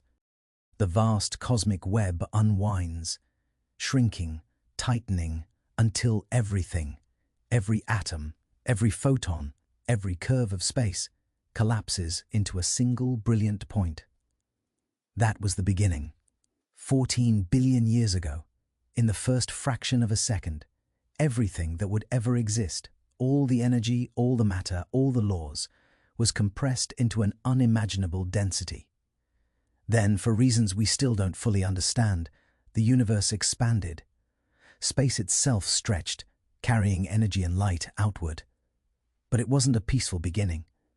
In those early moments, the universe was chaos, a storm of radiation and plasma too hot for atoms to exist. Gravity was there from the start, but it was overpowered by expansion. Space ballooned faster than gravity could pull things together. And yet, even then, gravity waited, patient, persistent, the quiet sculptor of what was to come. As the universe cooled, matter began to take shape. Tiny fluctuations, quantum ripples from the earliest moments, became seeds for structure. Wherever there was just a little more density, gravity gathered it closer. It didn't matter how small the difference was. Over time, gravity amplified it. It's hard to overstate the beauty of that idea. Every galaxy, every star, every planet, even you, exists because gravity noticed the smallest irregularities and decided to hold them close. From imperfection, gravity made order. About 380,000 years after the Big Bang, the universe cooled enough for atoms to form. Light, once trapped in the dense fog of plasma, could finally travel freely. That ancient light still travels today. We call it the cosmic microwave background, or CMB. It's the afterglow of creation, the oldest light we can see, and when we map it, we see tiny ripples, faint temperature differences across the sky. Those ripples are gravity's fingerprints, frozen in time. In those dim variations, the story of everything is written. Gravity took those slight differences and began to weave them into patterns. Over millions of years, hydrogen and helium gas gathered into clouds. The first stars ignited, titanic blue giants that burned with fury and died young. Their deaths, supernova explosions, scattered heavier elements across the cosmos, seeding the ingredients for planets, for life, for consciousness. But behind every birth, every burst of light, was gravity. It was the silent conductor guiding the cosmic symphony, compressing, collapsing, igniting. Every star you've ever seen is gravity's flame. Every planet, a sculpture carved by its invisible hand. If you could watch the universe unfold and fast forward, you'd see filaments of matter stretching across the void, vast glowing webs connecting galaxies like neurons in a cosmic brain. Those filaments are the architecture of the universe, drawn by the pull of gravity. Between them lie immense voids, regions nearly empty, where gravity has evacuated matter like breath between notes of a song. And yet even emptiness is shaped by gravity. The large-scale structure of the cosmos, its rhythm, its geometry, its clustering, all follow the same mathematical curvature Einstein described. The universe is not random. It has form, and that form is gravity's handwriting. When we study distant galaxies, we're seeing the universe's adolescence, gravity in the act of creation. The galaxies we see now were once just ripples in the early plasma, grown vast through eons of attraction. Gravity took chaos and turned it into stars, into spirals, into beauty. But it's not just beauty, it's balance. Gravity builds, but it also destroys. Stars collapse under their own weight. Black holes form from their deaths. Entire galaxies merge in cosmic collisions, releasing energy that reshapes the surrounding space. Gravity doesn't create stability, it creates motion.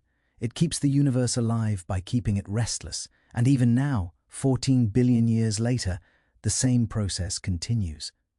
Gravity is still pulling galaxies together, still forming new stars from collapsing clouds. Somewhere in the Milky Way right now, deep in a dark nebula, gravity is squeezing gas into a newborn sun. Light that will one day shine on worlds not yet formed. And those worlds, maybe, someday, life will arise there. Maybe eyes will open, hearts will beat, minds will wonder, just like yours. And they too will ask, where did it all begin? The answer will be the same. It began with gravity. We often think of gravity as the force that holds us down, but it's really the force that lifts the universe up, from formlessness into meaning. Without it, nothing would have clumped, nothing would have lasted. The universe would have been a brief, bright whisper, expanding, thinning, fading into nothing. But gravity refused to let go. It gathered, built, wove. It made time long enough for memory to exist. It made density deep enough for stars to think, for consciousness to rise. In the simplest terms, gravity made history possible. When you look at the night sky, every pinpoint of light is a monument to gravity's patience. The same force that keeps your feet on the ground also pulled the first hydrogen atoms into stars. The same geometry that curves the space around your body also defines the shape of the universe. You are not small. You are shaped by the same curvature that shaped galaxies. And when the last stars burn out, when the universe cools and darkens again, gravity will still be there, silent, eternal, holding the memory of everything that ever was. Because in the end, gravity doesn't just bind matter, it binds time. It's the thread that connects every beginning and every ending, every atom and every dream. It's the heartbeat of creation itself. So when you look up, and you will, remember the stars are not distant. They are reflections of the same curve that holds you now, the same equation, written in light. The deeper we look, the stranger gravity becomes. Einstein's equations describe space and time as smooth, a continuous surface that can bend, stretch, and ripple. But quantum mechanics tells a different story. According to the quantum world, nothing is truly smooth. Everything, energy, light, even space itself, may come in tiny, discrete packets, like pixels on an infinite screen. So what happens when you zoom all the way in, beyond the atom, beyond the nucleus, beyond even quarks? Does space-time itself become grainy? Does gravity break apart into quantum pieces? This is one of the greatest unanswered questions in all of physics: how to unite Einstein's general relativity with quantum mechanics into a single, harmonious theory. For decades, physicists have tried to bridge the gap. Einstein's theory works beautifully for the very large: planets, stars, galaxies, black holes. But it breaks down at the smallest scales, where the quantum world reigns. Meanwhile, quantum mechanics works perfectly for particles, atoms, and fields, but says nothing about gravity. It's as though two musical instruments are playing different songs, both perfect in tune on their own, yet dissonant when played together. Somewhere, deep down, there must be a unifying melody, a quantum theory of gravity. One of the first major ideas came from the attempt to describe how gravity might behave at the Planck scale. A length so small it's almost unimaginable. 35 meters. That's a billionth of a billionth of a billionth of a centimeter. At that scale, the smooth geometry of space may dissolve into foam, a churning, frothing chaos of quantum fluctuations. Physicist John Wheeler called it quantum foam. In this foam, space and time themselves bubble, twist, and fluctuate, creating miniature wormholes and distortions that appear and vanish faster than light can travel the width of a proton. It's a vision of reality so bizarre that words almost fail. In this realm, there is no before or after, no continuous fabric to bend. Space-time might not even exist in the usual sense, only probabilities, interactions, and energy fields dancing in and out of being. Several theories try to describe this dance. One of the most famous is string theory, which proposes that all particles, electrons, photons, quarks, are not point-like dots, but tiny vibrating strings. Each vibration corresponds to a different particle, just as each musical note corresponds to a different pitch. In this theory, gravity arises naturally. One of the string's vibration modes behaves like a graviton, a hypothetical quantum particle that carries the force of gravity, just as photons carry electromagnetism. If gravitons exist, they would be massless and nearly impossible to detect. They would weave the geometry of spacetime itself, countless unseen threads creating the curvature we feel as gravity. But string theory has a price. It requires extra dimensions, not just 3 of space and 1 of time, but 10 or even 11. Most of these extra dimensions are thought to be curled up, hidden from view, compacted into scales smaller than atoms. They might influence our universe subtly, shaping the constants of nature, the masses of particles, even the structure of reality. Then there's loop quantum gravity, a different approach, one that keeps Einstein's geometry but quantizes it. In this picture, space-time isn't continuous, but made of finite loops, tiny, indivisible grains of space, woven together like a vast, invisible lattice. These loops form networks called spin networks, and as the universe evolves, these networks change and twist, creating the illusion of flowing time. Imagine it like this. Instead of painting on a smooth canvas, the universe is drawn on a grid of pixels, so small you could never see them, but still finite. Gravity, in this sense, is geometry built from quantum bits, the atoms of space and time. The implications are staggering. If space-time is quantized, then singularities, like the centers of black holes or the moment of the Big Bang, might not actually be infinite. Instead, they may be regions where our coarse-grained view of space-time breaks down and the underlying quantum geometry becomes visible. In other words, the universe might never reach infinite density or zero volume.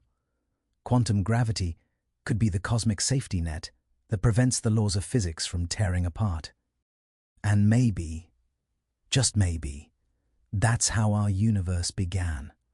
Some cosmologists believe that before the Big Bang, the universe existed in a quantum gravitational state, timeless, spaceless, a superposition of possible geometries.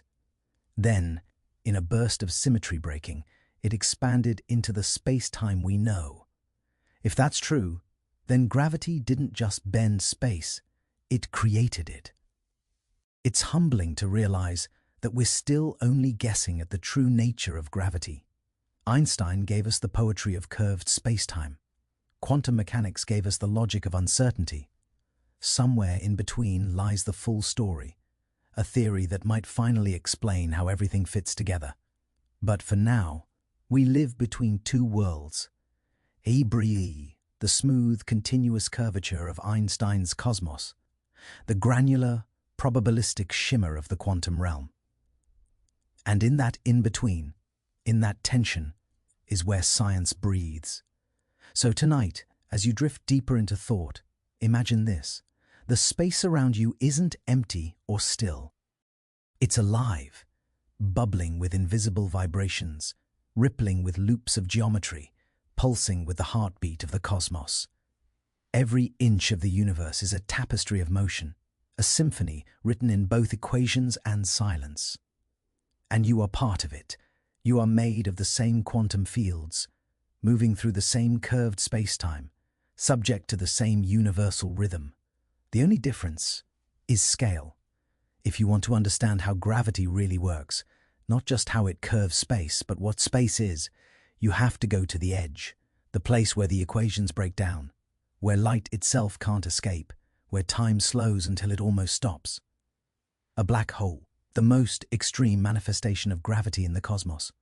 When a massive star runs out of fuel, its own gravity turns against it.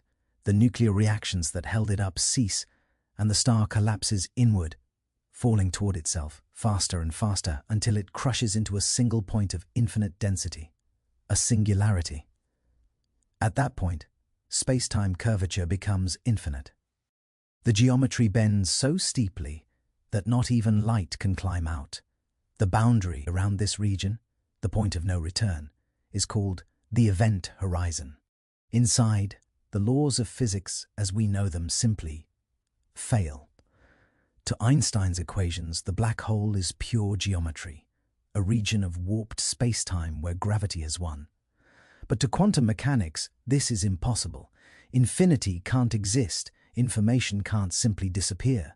Something deeper must be happening. This clash between the smooth geometry of relativity and the discrete logic of quantum theory is nowhere sharper than at a black hole's horizon. It began with a thought experiment. In the 1970s, a young physicist named Stephen Hawking asked, "What happens to quantum fields near the event horizon?" He discovered something remarkable. Black holes aren't entirely black. They glow. Because of quantum effects, pairs of particles constantly flicker in and out of existence near the horizon. Usually, they annihilate instantly. But at the edge of a black hole, one particle can fall in while the other escapes.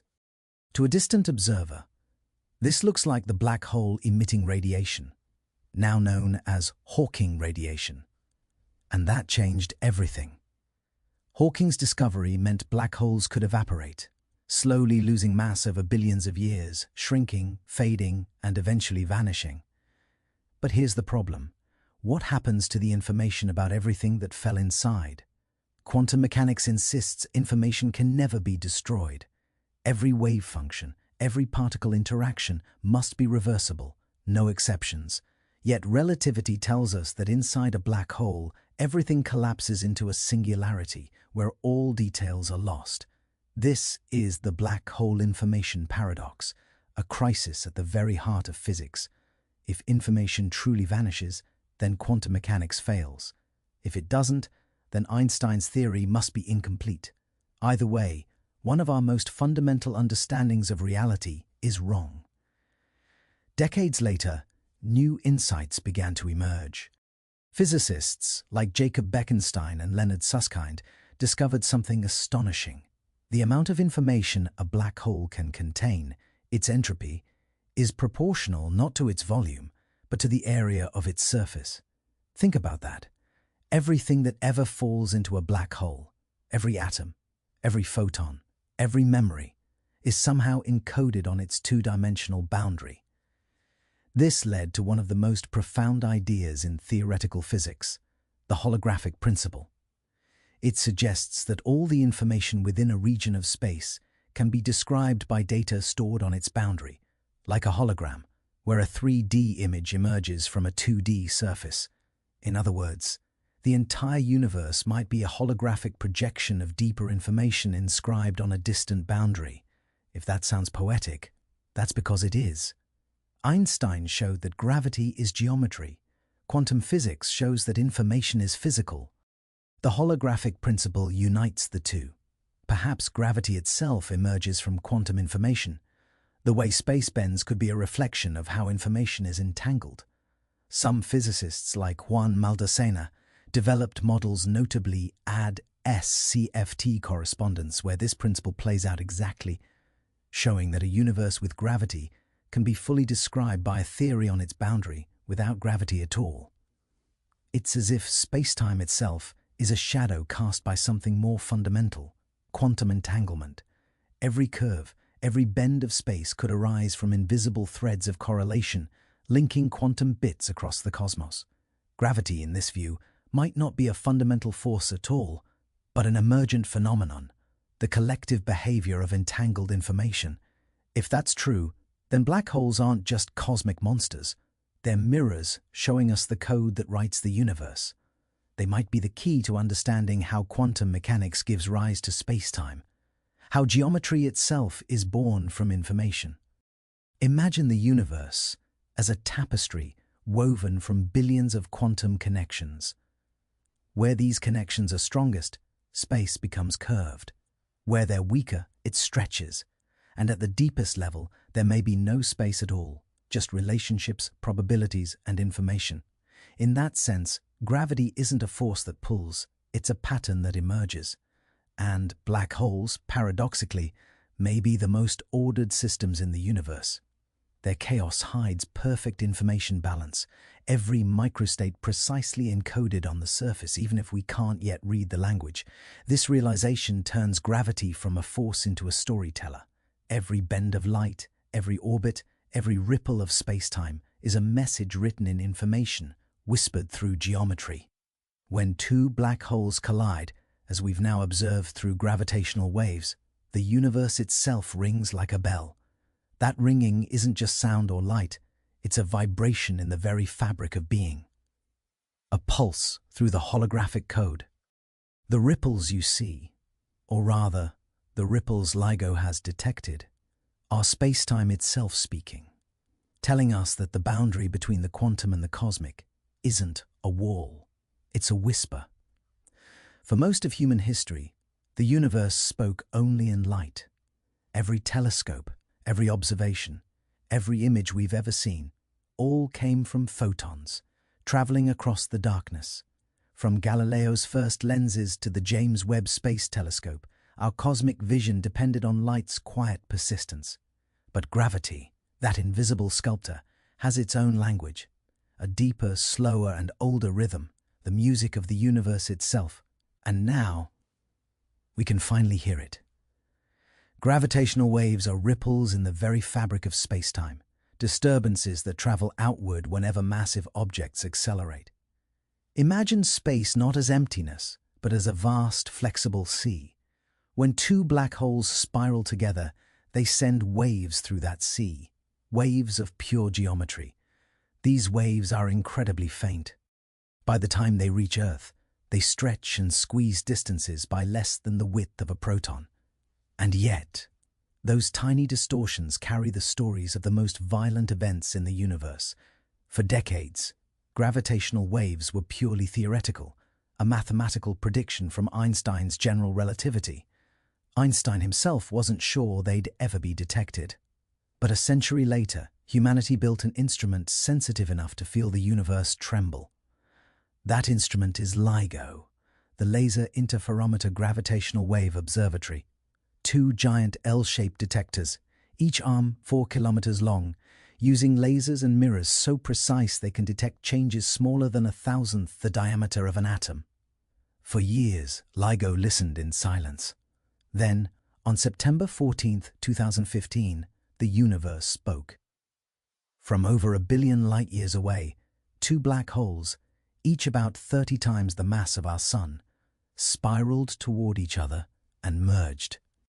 For a fraction of a second, they released more energy than all the stars in the visible universe combined.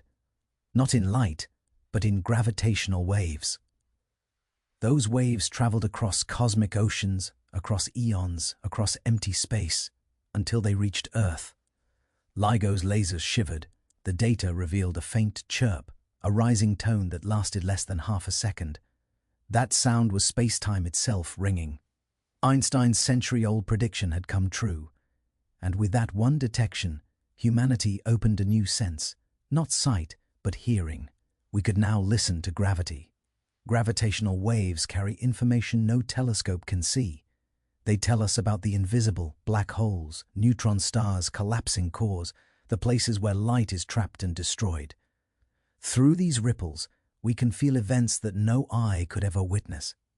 Since that first discovery, dozens more detections have followed. Each one is a story written in curvature, mergers of black holes, collisions of neutron stars, even whispers from the early universe. When two neutron stars collided in 2017, both light and gravitational waves reached us together. Telescopes across the world turned toward the same point in the sky. And for the first time, we saw and heard a cosmic event in two languages, gravity and light. It was a revelation. The collision produced gold, platinum, and heavy elements that now exist in rings, electronics, and human hearts. The gravity of that explosion helped shape everything around us. Through gravitational wave astronomy, we are now mapping the invisible universe, not through what shines, but through what bends. Every detection teaches us how space and time react when pushed to their limits. And yet, perhaps the most poetic truth is this.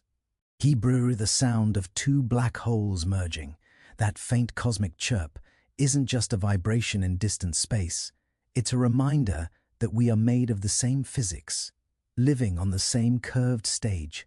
Every movement of your body, every beat of your heart sends out tiny, imperceptible gravitational waves. They're unimaginably small, yes, but they're there. You are part of the cosmic rhythm. You are a note in the grand symphony of space-time. Now imagine the universe as a vast orchestra, galaxies as percussion, stars as violins, black holes as drums of thunder, each note bending space in its own way. The gravitational waves passing through you right now, yes, right now, are ancient echoes of cataclysms that happened before Earth existed. They are passing through your atoms, through your mind, through your very sense of time. And yet, you don't feel them, because you are them. You are made of the same geometry that ripples through the cosmos. To study gravity, then, is not just to understand the universe, it's to understand the medium of our own being. Every atom you've ever touched is connected by this web, not by light, not by sound, but by space-time itself. The universe doesn't merely exist around you. It exists through you. So the next time you look up at the stars, remember, Bruder, you are moving not in space, but with it. The universe isn't a place. It's a process. A living, breathing ocean of geometry and time, where gravity is the tide, and you are one of its waves. And that is how we began to listen to gravity's song. For centuries, humans assumed the universe was static, eternal, unchanging. Even Einstein himself introduced the cosmological constant to balance his equations of general relativity. ensuring a steady cosmos. Yet nature had other plans. In the 1920s, Edwin Hubble observed that galaxies are receding from us, all of them, in every direction. Space itself was stretching, carrying galaxies along like corks on a vast invisible tide. Gravity, the force that pulls objects together, was now seen as part of a more intricate dance, a counterpoint to the expansion of space.